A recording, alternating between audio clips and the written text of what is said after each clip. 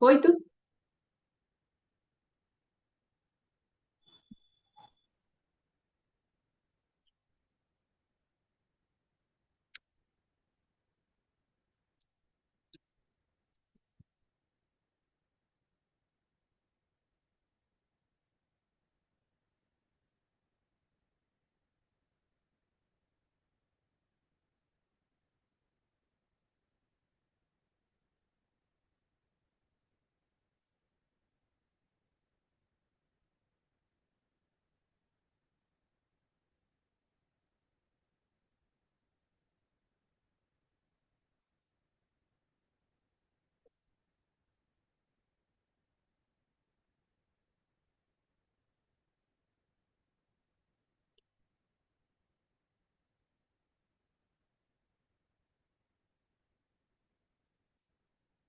ಹರೇ ಕೃಷ್ಣ ಮಾತಾಜಿ, ಯಾರೋ ರೆಕಾರ್ಡಿಂಗು ಮಾಡ್ತಾ ಇದ್ದಾರಾ?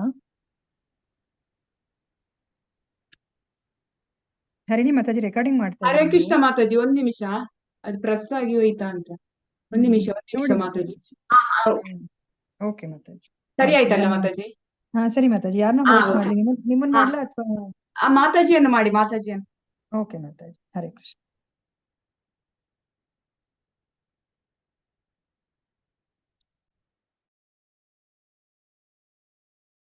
ಶಕುಂತಲಾ ಮಾತಾಜಿ ಲೀವ್ ಆಗಿದ್ದಾರೆ.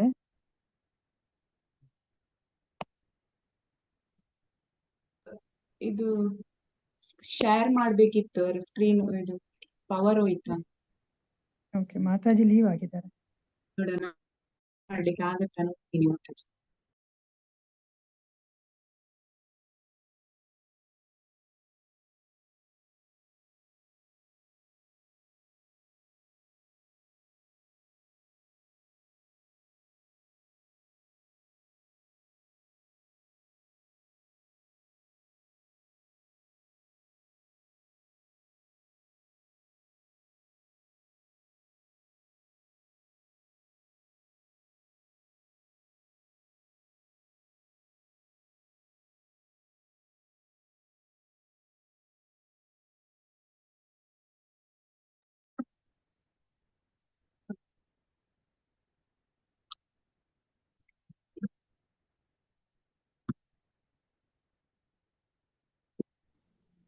ಸ್ಕ್ರೀನ್ ಬಂತಾ? ಬಂತು ಮಾತಾಜಿ. ಸ್ಟಾರ್ಟ್ ಮಾಡೋಣ. 90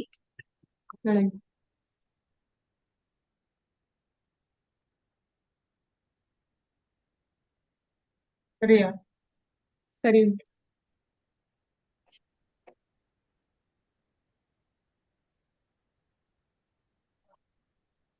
ಶ್ರೀ ರಾಧಾ ಗೋವಿಂದ ಮಂದಿರ, ಕುಳಾಯಿ, ಕೋಡಿಕರೆ, ಮಂಗಳೂರು ಇವರು ಆಯೋಜಿಸಿರುವ ಶ್ರೀಲ ಪ್ರಭುಪಾದ ಲೀಲಾಮೃತ ತರಗತಿಗೆ ಎಲ್ಲರಿಗೂ ಸ್ವಾಗತ.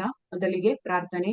ಓಂ ಅಜ್ಞಾನತಿಮಿರಾಂಧಸ್ಯ ಜ್ಞಾನಾಂಜನ ಶಲಾಕಯ ಚಕ್ಷುರ್ ಉನ್ಮೀಲಿತಂ ಯೇನ ತಸ್ಮೈ ಶ್ರೀ ಗುರುವೇ ನಮಃ. ಶ್ರೀ ಚೈತನ್ಯ ಮನೋಭೀಷ್ಟಂ ಸ್ಥಾಪಿತಂ ಯೇನ ಭೂತಲೆ ಸ್ವಯಂ ರೂಪ ಕದಾ ಮಹ್ಯಂ ದದಾತಿ ಸ್ವಪದಾಂತಿಕಂ.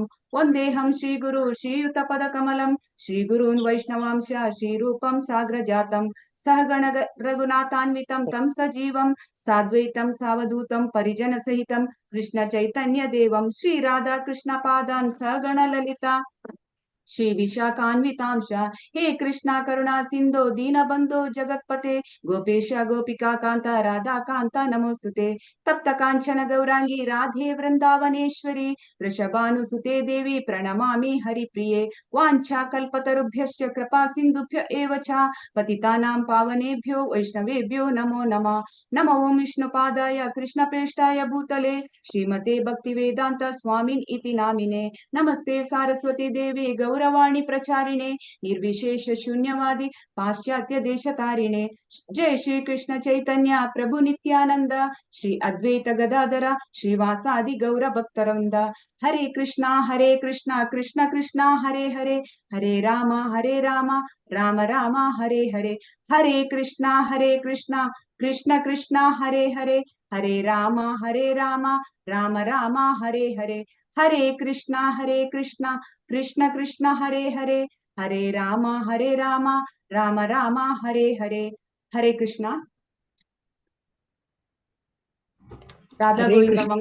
ಹರೇ ಕೃಷ್ಣ. ಹರೇ ಕೃಷ್ಣ ಮಾತಾಜಿ. ಹರೇ ಕೃಷ್ಣ. ಹರೇ ಕೃಷ್ಣ ಮಾತಾಜಿ. ಹರೇ ಕೃಷ್ಣ. ಹರೇ ಕೃಷ್ಣ. ಶ್ರೀ ರಾಧಾ ಗೋವಿಂದ ಮಂಗಳೂರು ಇಲ್ಲಿಯ ಈ ಮಂದಿರದ ಅಧ್ಯಕ್ಷರಾದ ನಾಮನಿಷ್ಠ ಪ್ರಭುವಿಗೆ ವಂದನೆಗಳು, ಹಾಗೂ ಅಲ್ಲಿರುವ ಎಲ್ಲ ಹಿರಿಯ ವೈಷ್ಣವರಿಗೂ ನನ್ನ ವಂದನೆಗಳು, ಎಲ್ಲ ಶಿಕ್ಷಕರಿಗೂ ವಂದನೆಗಳು, ಹಾಗೆ ಇಲ್ಲಿರುವ ಶಿಕ್ಷಕರಿಗೂ ವಂದನೆಗಳು, ಹಾಗೂ ಮಾತಾಜಿ ಅವರು ಪ್ರಭುಜಿಯವರಿಗೂ ನನ್ನ ವಂದನೆಗಳು. ಇವತ್ತು ನಾವು ಹೇಗೆ ನಿಮ್ಮನ್ನು ಸೇವಿಸಲೆಂಬ ಅಧ್ಯಾಯದ ಅಂತಿಮ ಭಾಗವನ್ನು ನೋಡೋಣ.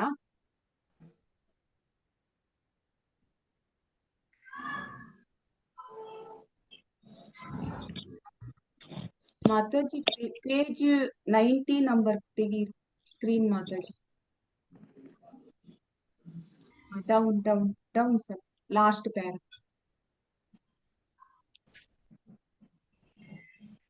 ಸರ್ ಅಪ್ ಸ್ವಲ್ಪ. ಸರಿ ಸರ್,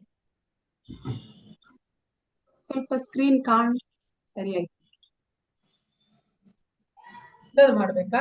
ಇಲ್ಲ, ಸರಿ ಉಂಟು. ಸರಿ, ಕರೆಕ್ಟ್ ಆಯ್ತು, ಕರೆಕ್ಟ್. ಕಾಂತಮಣಿ ಮಾತಾಜಿ ಓದ್ತೀರಾ? ಓದ್ತೀನಿ ಮಾತಾಜಿ. ಹರೇ ಕೃಷ್ಣ. ಹರೇ ಕೃಷ್ಣ. ವೃತ್ತಿಯಲ್ಲಿ ಅಭಯಕ್ಕೆ ಅನೇಕ ಹರೇ ಕೃಷ್ಣ ಮಾತಾಜಿ. ಹರೇ ಕೃಷ್ಣ. ವೃತ್ತಿಯಲ್ಲಿ ಅಭಯನಿಗೆ ಅನೇಕ ವಿರೋಧಿಗಳು, ಸ್ಪರ್ಧಿಗಳು ಇದ್ದರು. ಅಂತಹವರು ಇರುವುದು ಸಹಜವೆಂದು, ಅದು ತನ್ನ ಯಶಸ್ಸಿನ ಸಂಕೇತವೆಂದು ಅಭಯ ಭಾವಿಸಿದ.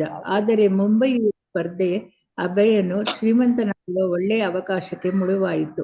ಅವನ ವಿರೋಧಿ ಸ್ಮಿತ್ ಇನ್ಸ್ಟಿಟ್ಯೂಟ್ನಲ್ಲಿ ಅಭಯನ ಕಚೇರಿಯಲ್ಲಿ ಸೂಪರ್ವೈಸರ್ ಆಗಿದ್ದವನ ಮಗ ಅಭಯ್ ಚರಣ್ ದೇ ಸ್ಮಿತ್ ಸಂಸ್ಥೆಯ ಮೂಲಕ ಸಾಮಗ್ರಿಗಳನ್ನು ಮಾರುತ್ತಿಲ್ಲವೆಂದು, ತನ್ನ ಸ್ವಂತ ಪ್ರಯೋಗಾಲಯದ ಮೂಲಕ ಮಾರಾಟ ಮಾಡುತ್ತಿದ್ದಾನೆಂದು ಸೂಪರ್ವೈಸರ್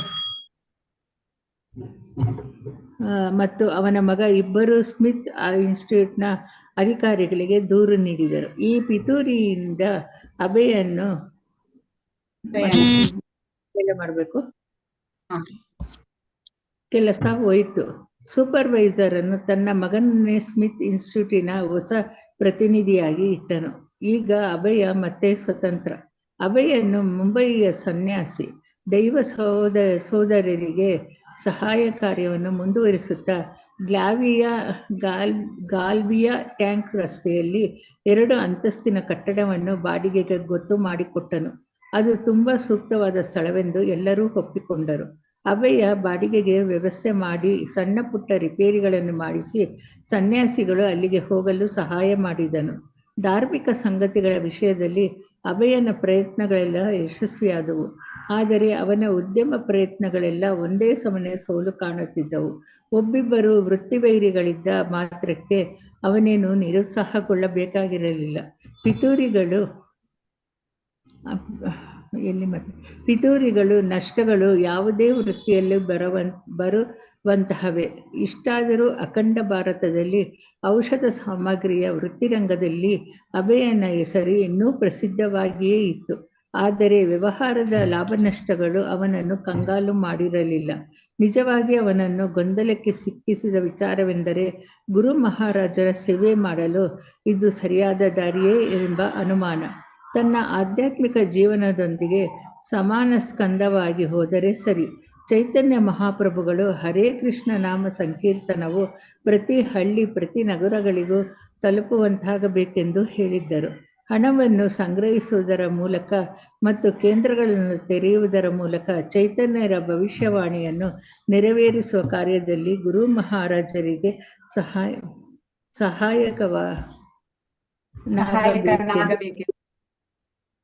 ಸಹಾಯಕನಾಗಬೇಕೆಂದು ಅಭಯ ಬಯಸಿದ್ದ. ತನ್ನ ಸಂಪಾದನೆ ಬರೇ ಸಂಸಾರಕ್ಕಷ್ಟೇ ವಿನಿಯೋಗವಾಗಬಾರದು. ಹರೇ ಕೃಷ್ಣ. ಧನ್ಯವಾದಗಳು ಮಾತಾಜಿ. ರೇಖಾ ಮಾತಾಜಿ ಓದ್ತೀರಾ?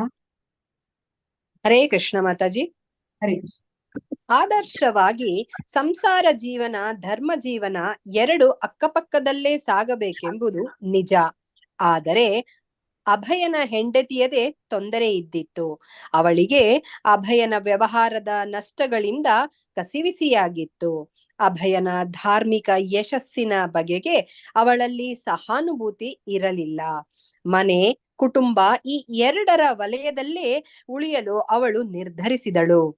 ಅಭಯನು ಎಷ್ಟು ಕೇಳಿಕೊಂಡರೂ ಶೀಲ ಭಕ್ತಿ ಸಿದ್ಧಾಂತರಿಂದ ದೀಕ್ಷೆ ಸ್ವೀಕರಿಸಲು ಅವಳು ಒಪ್ಪಲಿಲ್ಲ. ಹೆಂಡತಿಯೇ ಅಭಯನ ಬಲಿಷ್ಠ ಸ್ಪರ್ಧಿಯಾಗಿದ್ದಳು. ಸ್ವಲ್ಪವೂ ನಿರೀಕ್ಷಿಸಿರದಿದ್ದ ವಿರೋಧವನ್ನು ಮನೆಯಲ್ಲೇ ಆಕೆ ಆರಂಭಿಸಿದಳು. ಆಗೀಗ ಅಲಹಾಬಾದಿನ ಮನೆಗೆ ಅಭಯ ಹೋದಾಗ ಸದ್ಭಾವನೆಯಿಂದಲೇ ಮನೆಯವರನ್ನೆಲ್ಲ ತೃಪ್ತಿಪಡಿಸಲು ಪ್ರಯತ್ನಿಸಿದ. ಮುಂಬಯಿಯಲ್ಲಿ ವ್ಯವಹಾರ ತೃಪ್ತಿದಾಯಕವಾಗಿರಲಿಲ್ಲ.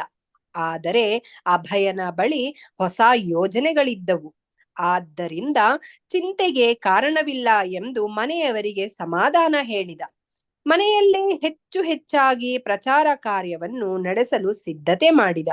ಏಕೆಂದರೆ ಮನೆಯವರೆಲ್ಲ ಆಧ್ಯಾತ್ಮಿಕ ಚಟುವಟಿಕೆಗಳಿಗೆ ತೊಡಗಿಕೊಳ್ಳಬಹುದೆಂಬ ಆಸೆ ಅಭಯನಿಗಿತ್ತು. ಮನೆಗೆ ಅತಿಥಿಗಳನ್ನು ಕರೆಸಿ ಶ್ರೀಮದ್ ಭಾಗವತ, ಭಗವದ್ಗೀತೆಗಳ ಮೇಲೆ ಚರ್ಚೆ ಮಾಡುವುದು, ಕೀರ್ತನೆ ಮಾಡುವುದು, ಪ್ರಸಾದವನ್ನು ಹಂಚುವುದು ಅವನ ಬಯಕೆಯಾಗಿತ್ತು. ಗುರು ಮಹಾರಾಜರು ಮತ್ತು ದೈವ ಸೋದರರು ಮಾಡುವ ರೀತಿಯಲ್ಲೇ ಪ್ರವಚನ ಮಾಡಬೇಕೆಂದುಕೊಂಡ.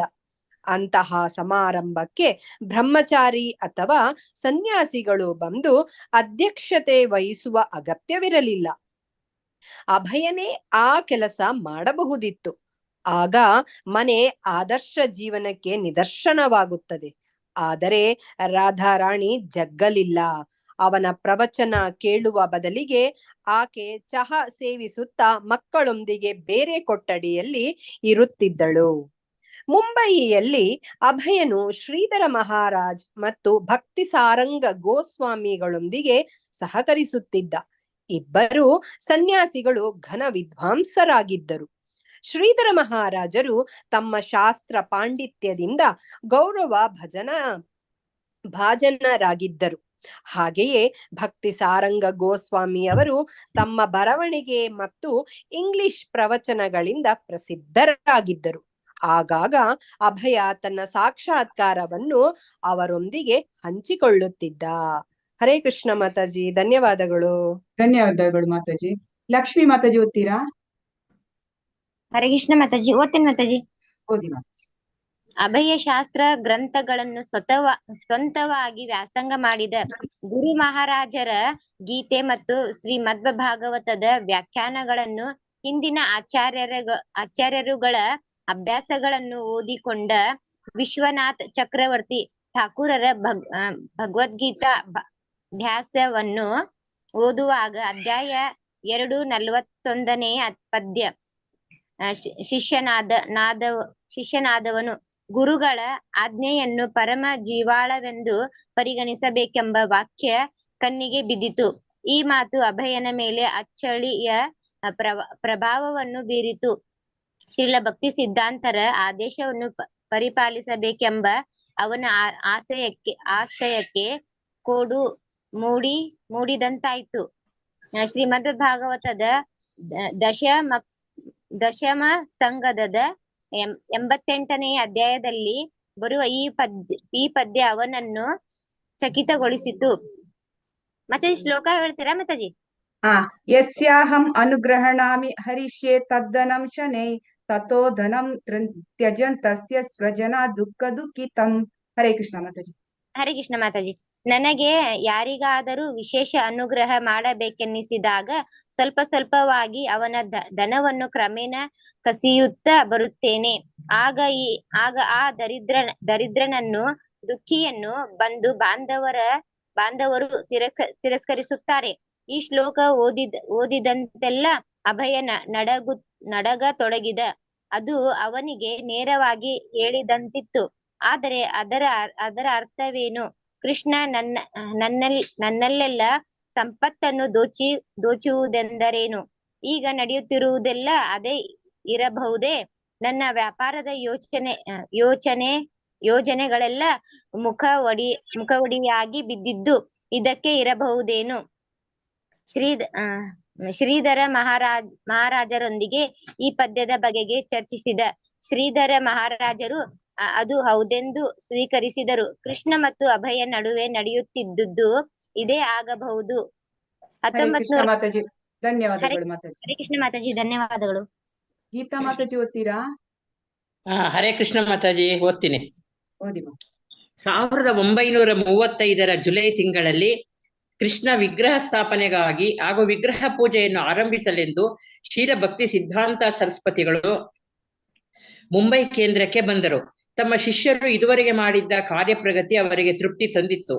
ಭಕ್ತಿ ಸಾರಂಗ ಮಹಾರಾಜರು ಧನ ಸಂಗ್ರಹ ಮತ್ತು ಹೊಸ ಕೇಂದ್ರದ ಸ್ಥಾಪನೆ ಇವೆಲ್ಲದರ ಶ್ರೇಯಸ್ಸು ಅಭಯನಿಗೆ ಹೆಚ್ಚಾಗಿ ಸೇರಬೇಕು ಎಂದು ಹೇಳಿದರು.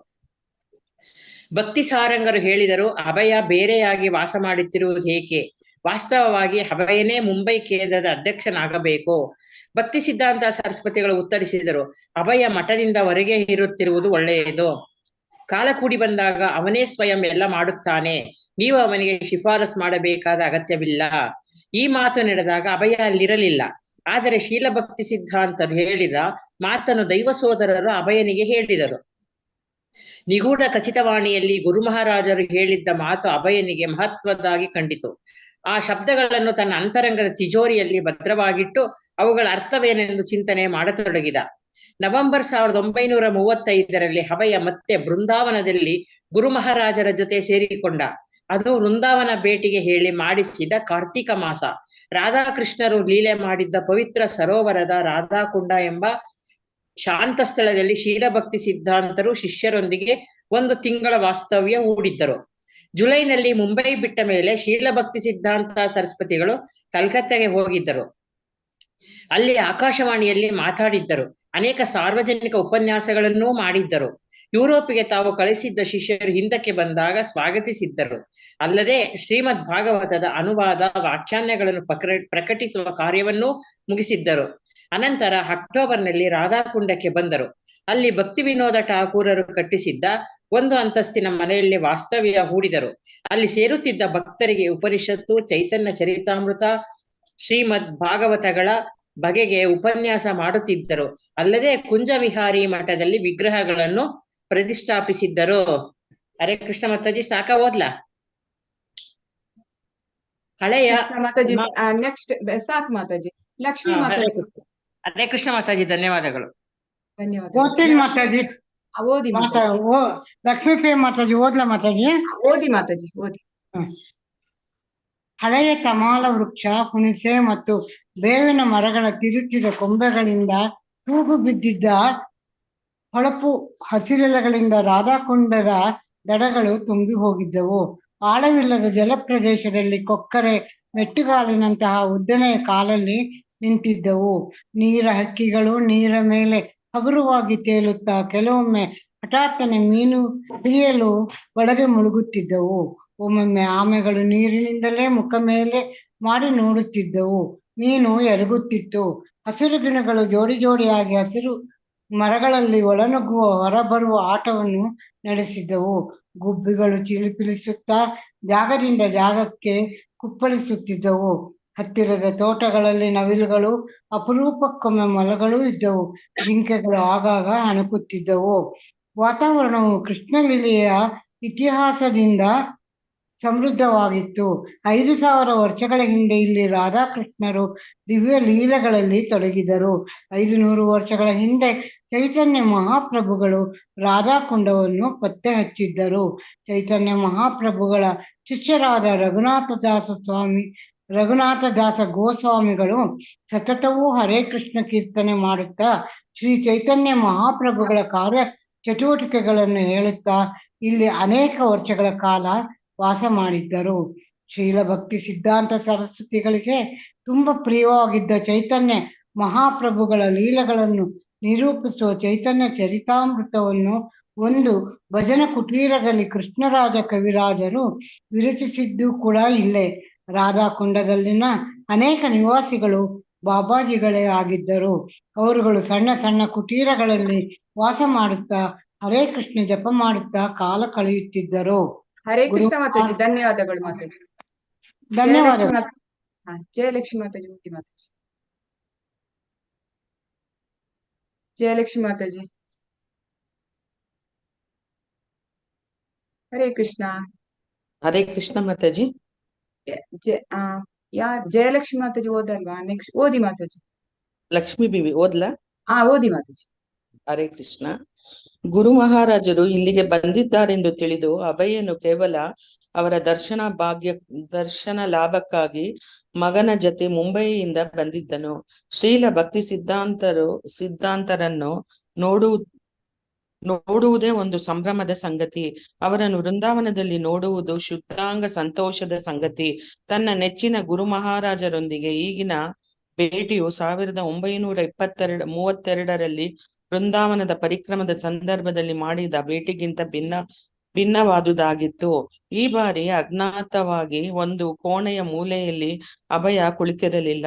ಈಗ ಅಭಯನು ಪ್ರಶಂಸಾರ್ಹವಾದ ಕವಿತೆಯನ್ನು ಪ್ರಬಂಧವನ್ನು ಬರೆದು ಕವಿ ಎಂದು ಗುರುತಿಸಲ್ಪಟ್ಟ ತುಂಬಾ ಒಳ್ಳೆಯ ಶ್ರೋತೃ ಎಂದು ಕೀರ್ತಿತನಾದ. ಅಲಹಾಬಾದ್ ಮುಂಬಯಿಗಳಲ್ಲಿ ಗೌಡಿಯ ಮಠದ ಕೇಂದ್ರಗಳಲ್ಲಿ ತೆರೆಯಲು ಪ್ರಧಾನ ಸಹಾಯಕನಾದ ಪ್ರಾಮಾಣಿಕ ಶಿಷ್ಯ. ಅಭಯನಿಗೆ ಗುರು ಮಹಾರಾಜರೊಂದಿಗೆ ಇರುವ ಅವಕಾಶವು ಆಗಲೇ ಸಿಕ್ಕಿತ್ತು.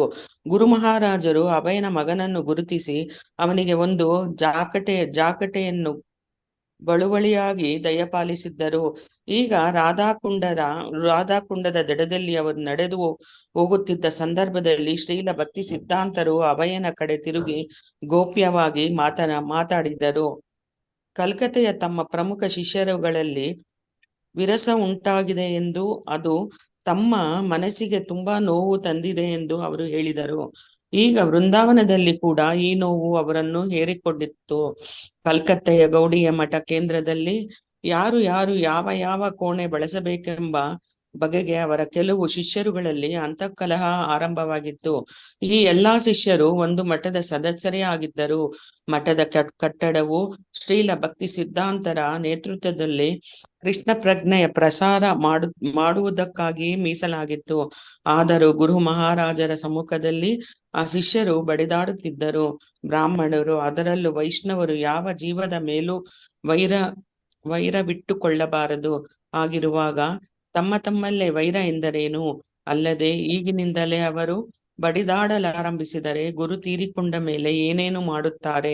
ಅಭಯ ಈ ವಿಷಯಗಳಲ್ಲಿ ಭಾಗಿಯಾಗಿರಲಿಲ್ಲ. ಅವನಿಗೆ ಈ ಜಗಳದಲ್ಲಿ ಯಾರು ಭಾಗಿಗಳಾಗಿದ್ದಾರೆ ಎಂಬ ವಿವರಗಳು ಕೂಡ ತಿಳಿದಿರಲಿಲ್ಲ. ಆದರೆ ಗುರು ಮಹಾರಾಜನ ಮಾತು ಕೇಳುತ್ತಾ ಅವನಿಗೂ ವ್ಯಥೆಯಾಯಿತು. ತುಂಬಾ ಕಳವಳ. ಮಾತಾಜಿ ಧನ್ಯವಾದಗಳು. ಹರೇ ಜಯಲಕ್ಷ್ಮಿ ಕೃಷ್ಣ. ಮಾತಾಜಿ ಓದ್ತೀರಾ? ಹರೇ ಕೃಷ್ಣ. ವಸಂತಿ ಮಾತಾಜಿ ಓದಿ ಮಾತಾಜಿ. ಹರೇ ಕೃಷ್ಣ ಮಾತಾಜಿ. ನಾನು ಓದ್ಲಾ ಮಾತಾಜಿ? ಓದಿ ಮಾತಾಜಿ. ತುಂಬಾ ಕಳವಳದಿಂದ ಶ್ರೀಲ ಭಕ್ತಿ ಸಿದ್ಧಾಂತರು ಅಭಯನಿಗೆ ಹೇಳಿದರು, ಆ ಗುನ್ ಜ್ವಾಲೆ ಭೇ ಬೆಂಕಿ ಹೊತ್ತಿಕೊಳ್ಳುತ್ತದೆ. ಒಂದು ದಿನ ಕಲ್ಕತ್ತೆಯ ಗೌಡಿಯ ಮಠದಲ್ಲಿ ಬೆಂಕಿ ಹೊತ್ತುಕೊಳ್ಳುತ್ತದೆ. ಪಕ್ಷಾಸಕ್ತಿಯ ಆ ಬೆಂಕಿ ಹರಡಿ ವಿನಾಶ ತರುತ್ತದೆ. ಅಭಯ ಕೇಳಿಕೊಂಡ. ಆದರೆ ಅವನಿಗೆ ಏನು ಮಾಡಲು ತೋಚಲಿಲ್ಲ. ಶ್ರೀಲ ಭಕ್ತಿ ಸಿದ್ಧಾಂತರು ಯಾವುದೇ ಜಾತಿಯ ಯಾವನೇ ಆದರೂ ಅವನನ್ನು ಬ್ರಾಹ್ಮಣ, ಸನ್ಯಾಸಿ ಅಥವಾ ವೈಷ್ಣವ ಸ್ಥಾನಕ್ಕೆ ಏರಿಸಲು ಸಾಧ್ಯ ಎಂಬುದನ್ನು ಸ್ಥಾಪಿಸಲು ಅಷ್ಟು ದೀರ್ಘಕಾಲ ಅಷ್ಟು ಎದುಗಾರಿಕೆಯಿಂದ ಹೋರಾಡಿದ್ದರು. ಆದರೆ ಶಿಷ್ಯರು ಸಣ್ಣ ಸಂಪತ್ತಿನ ಮತ್ತು ಪ್ರತಿಷ್ಠೆಯ ಬಯಕೆಯಿಂದ ಕಳಂಕಿತನಾದರೆ ಆ ಮೂಲಕ ಎಷ್ಟೇ ಶುದ್ಧೀಕರಣ ಮತ್ತು ತರಬೇತಿ ಹೊಂದಿದ್ದರೂ ತಾವಿನ್ನೂ ಕೆಳವರ್ಗದ ಜನ ಎಂಬುದನ್ನು ತೋರಿಸಿಕೊಂಡರೆ ಗುರುಗಳ ಆಶಯ ಮಣ್ಣುಗೂಡುತ್ತದೆ. ಧರ್ಮದ ಹೆಸರಿನಲ್ಲಿ ಅವರುಗಳು ಭೋಗ, ಸ್ಥಾನ ಮತ್ತು ಪ್ರತಿಷ್ಠೆಗಳಿಗೆ ಅಂಟಿಕೊಂಡರೆ ಅವರು ಗುರು ಮಹಾರಾಜರ ಬೋಧನೆಯನ್ನು ಅರ್ಥ ಮಾಡಿಕೊಳ್ಳುವುದರಲ್ಲಿ ಎಡವಿದ್ದಾರೆಂದು ಅರ್ಥವಾಗುತ್ತದೆ. ಶ್ರೀಲ ಪ್ರಭುಪಾದ, ಈ ಶಿಷ್ಯರು ಬರೀ ಕಟ್ಟಡದ ಕಲ್ಲು ಇಟ್ಟಿಗೆಗಳ ಬೆಂಬತ್ತಿದ್ದಾರೆ ಎಂಬುದೇ ಗುರುದೇವರ ಕೊರಗು. ಗುರುಗಳು ಅವರನ್ನೆಲ್ಲ ತೆಗಳಿದರು. ಅವರಿಗೆ ಅತೀವ ವೇದನೆಯಾಗಿತ್ತು. ಶ್ರೀಲ ಭಕ್ತಿ ಸಿದ್ಧಾಂತರು ಹೇಳಿದರು, ನಾವು ಬಾಡಿಗೆ ಮನೆಯಲ್ಲಿದ್ದಾಗ ಉಲ್ತಾದಂಗದಲ್ಲಿ 200-300 ರೂಪಾಯಿ ಸಂಗ್ರಹಿಸಿದರೂ ಅಷ್ಟರಲ್ಲೇ ಆನಂದವಾಗಿದ್ದೆವು, ಸುಖವಾಗಿ ಜೀವಿಸುತ್ತಿದ್ದೆವು. ಆದರೆ ಬಾಗ್ ಬಜಾರಿನಲ್ಲಿ ನಮಗೆ ಅಮೃತಶಿಲೆಯ ಅರಮನೆ ಸಿಕ್ಕಿರುವಾಗ ನಮ್ಮ ಶಿಷ್ಯರಲ್ಲಿ ಘರ್ಷಣೆ ಉದ್ಭವವಾಗಿದೆ. ಈ ಕೋಣೆಯು ಯಾರ ವಾಸಕ್ಕೆ? ಆ ಕೋಣೆಯಲ್ಲಿ ಯಾರು ವಾಸ ಮಾಡಬೇಕು? ಈ ಕೋಣೆಯ ಯಜಮಾನ ಯಾರು? ಒಬ್ಬೊಬ್ಬನು ಒಂದೊಂದು ದಿಕ್ಕಿನಲ್ಲಿ ಯೋಚಿಸುತ್ತಿದ್ದಾನೆ. ಈ ಅಮೃತ ಶಿಲೆಗಳನ್ನೆಲ್ಲ ಕೋಣೆಯಿಂದ ಕಿತ್ತು ಹಾಕಿ ಹಣವನ್ನು ಬಂದೋಬಸ್ತು ಮಾಡಿದರೆ ಎಷ್ಟು ಚೆನ್ನಾಗಿರುತ್ತದೆ. ಅದರಲ್ಲಿ ಗ್ರಂಥಗಳನ್ನು ಮುದ್ರಿಸುವುದೇ ಒಳ್ಳೆಯದು. ಗುರು ಹರೇ ಮಹಾರಾಜ ಕೃಷ್ಣ ಮಾತಾಜಿ. ಹರೇ ನಾವು ಕೃಷ್ಣ. ಓದ್ಲಾ ಮಾತಾಜಿ? ನಾವು ಓದ್ಲಾ ಮಾತಾಜಿ? ಓದಿ ಮಾತಾಜಿ. ಹರೇ ಕೃಷ್ಣ ಮಾತಾಜಿ. ಯಾರು ಓದ್ಲಾ ಮಾತಾಜಿ? ಯಾರು ಗುರು ಗೀತಾ ಗೀತಾ. ಓದಿ ಮಾತಾಜಿ. ಗುರು ಮಹಾರಾಜರು ಜರೂರಿನ ಪರಿಸ್ಥಿತಿಯಲ್ಲಿದ್ದು ಮಾತನಾಡುತ್ತಿದ್ದಾರೆ. ಆ ಮಾತು ಅಬ್ಬಯ್ಯನನ್ನು ಸಹಾಯ ಮಾಡು ಎಂದು ಕೇಳುತ್ತಿದ್ದಾರೋ ಎಂಬಂತೆ, ಅಥವಾ ಅನಾಹುತವನ್ನು ತಪ್ಪಿಸು ಎಂದು ಎಚ್ಚರಿಸುತ್ತಿದ್ದಾರೋ ಎಂಬಂತೆ ಭಾಸವಾಗುತ್ತದೆ. ಆದರೆ ಅಭಯ ಏನು ಮಾಡಬಲ್ಲ? ಅನಂತರ ಶ್ರೀಲ ಭಕ್ತಿ ಸಿದ್ಧಾಂತರು ನೇರವಾಗಿ ಅಭಯನಿಗೆ ಹೇಳಿದರು.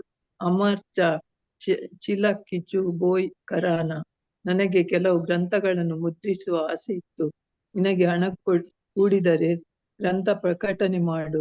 ರಾಧಾಕುಂಡದ ಬಳಿ ಗುರುಗಳನ್ನೇ ನೋಡುತ್ತಿದ್ದ ಅಭಯನಿಗೆ ಈ ಮಾತುಗಳು ತನ್ನ ಬದುಕಿನೊಳಗೆ ಇಳಿದಂತೆ ಭಾಸವಾಯಿತು. ಡಿಸೆಂಬರ್ 1936 ಜಗನ್ನಾಥಪುರಿಯಲ್ಲಿ ಶ್ರೀಲ ಭಕ್ತಿ ಸಿದ್ಧಾಂತರ ಆರೋಗ್ಯ ಎಟ್ಟಿತ್ತು. ಅಭಯ ಮುಂಬೈಯಲ್ಲಿದ್ದ. ಗುರು ಮಹಾರಾಜರಿಗೆ ಪತ್ರ ಬರೆಯಬೇಕೆಂದುಕೊಂಡ. ಗುರು ಮಹಾರಾಜರು ನನ್ನ ವಿಷಯದಲ್ಲಿ ಕರುಣಾಳು ಆಗಿದ್ದಾರೆ, ಅವರಿಗೆ ನನ್ನ ಪ್ರಾರ್ಥನೆ ಅರ್ಥವಾಗುತ್ತದೆ ಎಂದುಕೊಂಡ ಬರೆಯಲಾರಂಭಿಸಿದ. ಪೂಜ್ಯ ಗುರು ಮಹಾರಾಜ್ ತಮ್ಮ ಶ್ರೀಪಾದ ಕಮಲಗಳಲ್ಲಿ ಸವಿನಯ ಪ್ರಣಾಮಗಳು. ತಮಗೆ ಹಲವಾರು ಶಿಷ್ಯರಿದ್ದಾರೆ, ಅವರಲ್ಲಿ ನಾನೊಬ್ಬ. ಆದರೆ ಅವರೆಲ್ಲ ನೇರವಾಗಿ ತಮ್ಮ ಸೇವೆ ಮಾಡುತ್ತಿದ್ದಾರೆ. ಅವರಲ್ಲಿ ಕೆಲವರು ಬ್ರಹ್ಮಚಾರಿಗಳು, ಕೆಲವರು ಸನ್ಯಾಸಿಗಳು. ಆದರೆ ನಾನು ಒಬ್ಬ ಗೃಹಸ್ಥ. ನನ್ನಿಂದ ನೇರ ಸೇವೆ ಸಾಧ್ಯವಾಗುತ್ತಿಲ್ಲ. ನೇರ ಸೇವೆ ಸಾಧ್ಯವಿಲ್ಲದಾಗ ಕೆಲವು ಬಾರಿ ಆರ್ಥಿಕ ಸಹಾಯ ಮಾಡುತ್ತಿದ್ದೇನೆ. ಈಗ ನಾನು ಮಾಡಬಹುದಾದ ನಿರ್ದಿಷ್ಟ ಸೇವೆ ಯಾವುದಾದರೂ ಇದೆ? ಹರೇ ಕೃಷ್ಣ ಮಾತಾಜಿ. ಧನ್ಯವಾದಗಳು. ವಸಂತಿ ಮಾತಾಜಿ ಓದಿ ಮಾತಾಜಿ. ಹರೇ ಕೃಷ್ಣ. ತಮ್ಮ 2 ವಾರಗಳ ನಂತರ ಅಭಯನಿಗೆ ಉತ್ತರ ಬಂದಿತು. ಮಠದ ಇತರ ಸದಸ್ಯರ ಭಾಷೆಗಳು ಅರ್ಥವಾಗದಿರುವ ಜನರಿಗೆ ನೀನು ನಮ್ಮ ಚಿಂತನೆಗಳನ್ನು, ವಾದಗಳನ್ನು ಇಂಗ್ಲಿಷ್ ಭಾಷೆಯಲ್ಲಿ ವಿವರಿಸಿ ಹೇಳಬಲ್ಲೆ ಎಂಬ ಬಗೆಗೆ ನನಗೆ ಸಂಪೂರ್ಣ ವಿಶ್ವಾಸವಿದೆ. ಇದರಿಂದ ನಿನಗೂ ಶ್ರೋತೃಗಳಿಗೂ ತುಂಬಾ ಒಳ್ಳೆಯದಾಗುತ್ತದೆ. ಚೈತನ್ಯ ಮಹಾಪ್ರಭುಗಳ ಬೋಧನೆಯ ನವೋಜ್ವಲ ಪ್ರಭಾವವನ್ನು ಜನಸಾಮಾನ್ಯರ, ತತ್ವಜ್ಞಾನಿಗಳ ಹಾಗೂ ಧರ್ಮಪರ ಅಂತರಂಗದಲ್ಲಿ ಉದ್ದೀಪಿಸುವ ಸೇವೆಯನ್ನು ಸಂಘಕ್ಕೆ ಬಯಸಿದ ಪಕ್ಷದಲ್ಲಿ ನೀನು ಮಹತ್ವದ ಆಂಗ್ಲ ಪ್ರಚಾರಕನಾಗಿ ನಿಲ್ಲುತ್ತೀಯೆ ಎಂಬ ಭರವಸೆ ನನಗಿದೆ. 1922 ಮೊದಲ ಭೇಟಿಯಲ್ಲಿ ಗುರು ಮಹಾರಾಜರು ತನಗೆ ನೀಡಿದ ಆದೇಶವು ಇದೇ ಆಗಿತ್ತೆಂಬುದನ್ನು ಅಭಯನಿಗೆ ತಟ್ಟನೆ ಹೊಳೆಯಿತು. ಈ ಮಾತು ಅವರ ಸ್ವೀಕರಣ ಎಂದು ತಿಳಿದುಕೊಂಡ. ಈಗ ತನ್ನ ಬದುಕಿನ ಗುರಿ ಯಾವುದೆಂಬುದರ ಬಗೆಗೆ ಅಭಯನಿಗೆ ಸಂದೇಹವೇ ಬರಲಿಲ್ಲ. 1922ರಲ್ಲಿ ಗುರು ಮಹಾರಾಜರು ಹೇಳಿದ್ದು ಎದ್ದು ಹೋಗುವ ಮಾತಾಗಿರಲಿಲ್ಲ, ಅಥವಾ ಅವರ ಪ್ರಥಮ ಭೇಟಿ ಒಂದು ಆಕಸ್ಮಿಕ ಭೇಟಿಯೂ ಆಗಿರಲಿಲ್ಲ. ಆದೇಶ ಅದೇ ಆಗಿತ್ತು: ಆಂಗ್ಲ ಪ್ರಚಾರಕರಾಗಿ ನಿಲ್ಲು. ಇದರಿಂದ ನಿನಗೂ ಶ್ರೋತೃಗಳಿಗೂ ತುಂಬಾ ಒಳ್ಳೆಯದಾಗುತ್ತದೆ. ಹರೇ ಕೃಷ್ಣ ಮಾತಾಜಿ. ಧನ್ಯವಾದಗಳು ಮಾತಾಜಿ. ಶಿವಶಂಕರ್ ಪ್ರಭುಜಿ ಓದ್ತೀರಾ? ಓದ್ಲಾ ಮಾತಾಜಿ? ನಾನು ಉಮಾದೇವಿ. ಇಲ್ಲಿ ಶಿವಶಂಕರ್ ಪ್ರಭುಜಿ ಓದಿ ಮಾತಾಜಿ. 1937 ಜನವರಿ 1ರಂದು ಶ್ರೀಲ ಭಕ್ತಿ ಸಿದ್ಧಾಂತರು ಇಹಲೋಕವನ್ನು ತ್ಯಜಿಸಿದರು. ತಮ್ಮ ಕೊನೆಯ ದಿನಗಳನ್ನು ಚೈತನ್ಯ ಚರಿತಾಮೃತ ಪಠಣ ಹಾಗೂ ಜಪಸರ ಹಿಡಿದು ನಾಮ ಜಪದಲ್ಲಿ ಕಳೆದರು. ಒಬ್ಬ ವೈದ್ಯರು ಬಂದು ಸೂಜಿ ಮದ್ದು ಕೊಡುತ್ತೇನೆಂದಾಗ ಶ್ರೀಲ ಭಕ್ತಿ ಸಿದ್ಧಾಂತರು ಪ್ರತಿಭಟಿಸಿದರು. ನನ್ನನ್ನು ಹೀಗೇಕೆ ಅಡ್ಡಿಪಡಿಸಿದ್ದೀರಿ? ನೀವು ಸುಮ್ಮನೆ ಹರೇ ಕೃಷ್ಣ ಎಂದು ಭಜಿಸಿ ಸಾಕು. ಶಿಷ್ಯರಿಗೆ ಅವರ ಕೊನೆಯ ಸಂದೇಶ ಹೀಗಿತ್ತು: ರೂಪ, ರಘುನಾಥ, ಚೈತನ್ಯ ಮಹಾಪ್ರಭುಗಳ ಶಿಷ್ಯರು, ಇವರ ಬೋಧನೆಯನ್ನು ನಿಮ್ಮೆಲ್ಲ ಶಕ್ತಿ ಸೌಲಭ್ಯಗಳನ್ನು ಬಳಸಿ ಪ್ರಚಾರ ಮಾಡಿ. ಶ್ರೀ ಶ್ರೀ ಶ್ರೀ ರೂಪ ಗೋಸ್ವಾಮಿ ಹಾಗೂ ರಘುನಾಥ ಗೋಸ್ವಾಮಿ ಇವರ ಚರಣ ಕಮಲಗಳ ಧೂಳಾಗುವುದೇ ನಮ್ಮ ಚರಮ ಗುರಿ. ಪರಮ ಸತ್ಯನಾದ ದೇವತಮ ಪರುಷನನ್ನು ಸೇವಿಸುವ ಸಲುವಾಗಿ ನಿಮ್ಮ ಗುರುಗಳ ನೇತೃತ್ವದಲ್ಲಿ ನೀವೆಲ್ಲ ಒಗ್ಗಟ್ಟಿನಿಂದ ಕೆಲಸ ಮಾಡಬೇಕು. ಭಗವಂತನ ಸೇವೆಯ ಸಲುವಾಗಿ ಈ ನಶ್ವರ ಜಗತ್ತಿನಲ್ಲಿ ನೀವುಗಳೆಲ್ಲ ಏನಾದರೂ ಮಾಡಿ ಜಗಳವಾಗದಂತೆ ನೋಡಿಕೊಂಡು ಜೀವನ ನಡೆಸಬೇಕು. ಎಷ್ಟೇ ಅಪಾಯಗಳಿದ್ದರೂ, ಟೀಕೆಗಳು ಬಂದರೂ, ಬರೀ ತೊಡಕುಗಳು ಬಂದರೂ ದಯವಿಟ್ಟು ದೇವರ ಸೇವೆಯನ್ನು ನಿಲ್ಲಿಸಬೇಡಿ. ಈ ಜಗತ್ತಿನಲ್ಲಿ ಹೆಚ್ಚು ಜನ ಭಗವಂತನ ಸೇವೆಯನ್ನು ಮಾಡುವುದಿಲ್ಲ. ಆದ್ದರಿಂದ ನಿರಾಶರಾಗಬೇಡಿ, ನಿಮ್ಮ ಸೇವೆಯನ್ನು ಕೈಬಿಡಬೇಡಿ, ಏಕೆಂದರೆ ಅದೇ ನಿಮ್ಮ ಸರ್ವಸ್ವ. ಭಗವಂತನ ಭಜನೆ ಮಾಡುವ ಮತ್ತು ಸೀಮಾತೀತನಾದ ಭಗವಂತನ ಪವಿತ್ರ ನಾಮ ಶ್ರವಣ ಮಾಡುವ ಕಾರ್ಯವನ್ನು ತಿರಸ್ಕರಿಸಬೇಡಿ. ವೃಕ್ಷದಷ್ಟು ಸಹನೆ ತಾಳ್ಮೆಗಳಿಂದ, ತೃಣದಷ್ಟು ವಿನಮ್ರತೆಯಿಂದ ನೀವು ಸದಾ ಸೀಮಾತೀತ ಭಗವಂತನ ನಾಮ ಭಜನೆ ಮಾಡುತ್ತಿರಬೇಕು. ನಿಮ್ಮಲ್ಲಿ ಅರ್ಹರು, ಸಮರ್ಥ ಕಾರ್ಯಕರ್ತರೂ ಆದ ಹಲವಾರು ಮಂದಿ ಇದ್ದೀರಿ. ನಮಗೆ ಬೇರೆ ಆಸೆ ಏನಿಲ್ಲ. ಗುರು ಹರೇ ಕೃಷ್ಣ ಮಹಾರಾಜ ಪ್ರಭುಜಿ, ಧನ್ಯವಾದಗಳು ಪ್ರಭುಜಿ. ಪ್ರಭಾವತಿ ಮಾತಾಜಿ ಓದ್ತೀರಾ? ಓದ್ತೀನಿ ಓದ್ತೀನಿ. ಮುಂಬೈಯಲ್ಲಿದ್ದ ಅಲ್ಲಿಂದ ತಾನೆ ಮಾತಾಜಿ? ಹಾ, ಇಲ್ಲಿ. ಗುರು ಮಹಾರಾಜರು. ಗುರು ಮಹಾರಾಜರು ಕೊನೆಯ ತನಕ ಪೂರ್ಣವಾದ ಪ್ರಜ್ಞೆ ಉಳ್ಳವರಾಗಿದ್ದರು ಮತ್ತು ಸೂಚನೆಗಳನ್ನು ಕೊಡುತ್ತಲೇ ಇದ್ದರು. ಭಕ್ತರು ತಮ್ಮಲ್ಲೇ ಆರಿಸಿಕೊಂಡ 12 ಸದಸ್ಯರ ಆಡಳಿತ ಮಂಡಳಿ ಗೌಡೀಯ ಮಠದ ಆಡಳಿತ ಸಮಸ್ತವನ್ನು ನೋಡಿಕೊಳ್ಳತಕ್ಕದ್ದು ಎಂದು ಅವರು ಆದೇಶ ನೀಡಿದ್ದರು. ಕೊನೆಗೆ ಅವರು ಹೇಳಿದ್ದರು, ಇಲ್ಲಿರುವ ಗೈರು ಹಾಜರಾಗಿರುವ ಎಲ್ಲರಿಗೂ ನನ್ನ ಹರಕೆಗಳು. ನಮ್ಮ ಏಕೈಕ ಕರ್ತವ್ಯ ಮತ್ತು ಧರ್ಮ ಯಾವುದೆಂದರೆ ಭಗವಂತನ ಹಾಗೂ ಅವನ ಭಕ್ತ ಪರಂಪರೆಯ ಸೇವೆಯನ್ನು ಎಲ್ಲ ಕಡೆ ಹರಡುವುದು ಎಂಬ ಸಂಗತಿ ನಿಮ್ಮ ನೆನಪಿನಲ್ಲಿರಲಿ. ಜನವರಿ 1ರಂದು ಬೆಳಗ್ಗೆ 5:30 ಗಂಟೆಗೆ ಅವರು ಕೊನೆಯುಸಿರೆಳೆದರು. ಮುಂಬಯಿಯಲ್ಲಿದ್ದ ಅಭಯನಿಗೆ ಸುದ್ದಿ ಬೇಗ ಮುಟ್ಟಿತು. ಅವನ ತತ್ಕ್ಷಣದ ಪ್ರತಿಕ್ರಿಯೆ ಎಂದರೆ ದುಃಖದಿಂದ ಅಳುವುದು. ಭೇಟಿಯ ನಿರೀಕ್ಷೆಯ ಸಂತೋಷವಿಲ್ಲ. ವ್ಯಾಪಾರದ ನೆಪ ಹೇಳಿ ಗುರುಮಹಾರಾಜರ ಎತ್ತರದ ಪ್ರಭಾವಶಾಲಿ ಆಕೃತಿಯನ್ನು, ಜಂಗಮ ದೇವತೆಯನ್ನು ನೋಡಲೆಂದೇ ಕಲ್ಕತ್ತೆ ವೃಂದಾವನೆಗಳಿಗೆ ಇನ್ನು ಮುಂದೆ ಭೇಟಿ ಕೊಡುವಂತಿಲ್ಲ. ಮತ್ತೆ ಸಂಧಿಸಲಾರೆ ಎಂಬ ಸಂಗತಿ ಭರಿಸಲು ಕಷ್ಟವಾದುದಾಗಿತ್ತು. ತಾತ್ವಿಕವಾಗಿ ಅಳುವುದಕ್ಕೆ ಯಾವ ಕಾರಣವೂ ಇಲ್ಲ ಎಂದು ಅಭಯನಿಗೆ ಗೊತ್ತು. ಹರೇ ಕೃಷ್ಣ ಮಾತಾಜಿ, ಧನ್ಯವಾದಗಳು ಮಾತಾಜಿ. ಉಮಾದೇವಿ ಮಾತಾಜಿ ಕಂಟಿನ್ಯೂ ಮಾಡಿ. ಹರೇ ಕೃಷ್ಣ ಮಾತಾಜಿ. ಭಕ್ತಿ ಸಿದ್ಧಾಂತ ಸರಸ್ವತಿಗಳು ಚೈತನ್ಯ ಮಹಾಪ್ರಭುವಿನ ಧರ್ಮ ಪ್ರಚಾರ ಕಾರ್ಯವನ್ನು ಜಾರಿಗೆ ತರಲು ಬಂದಿದ್ದರು. ಈಗ ಅವರು ಈ ಸ್ಥಳವನ್ನು ಬಿಟ್ಟು ಬೇರೆಡೆಗೆ ಹೊರಟಿದ್ದಾರೆ. ಅಲ್ಲಿಯೂ ಅವರು ಇದೇ ಚಟುವಟಿಕೆಯಲ್ಲಿ ತಮ್ಮನ್ನು ತೊಡಗಿಸಿಕೊಳ್ಳುತ್ತಾರೆ. ಈ ಬಗೆಯ ತತ್ವಾಲೋಚನೆಯ ಶ್ರೀರಕ್ಷೆ ಇದ್ದರೂ ಅಭಯನಿಗೆ ತಾನು ಒಂಟಿ ಎನಿಸಿಬಿಟ್ಟಿತು. ಅವನು ಇಬ್ಬರು ಹಿತೈಷಿಗಳು, ತಂದೆ ಮತ್ತು ಗುರು ಮಹಾರಾಜರು ಹೊರಟು ಹೋಗಿದ್ದರು.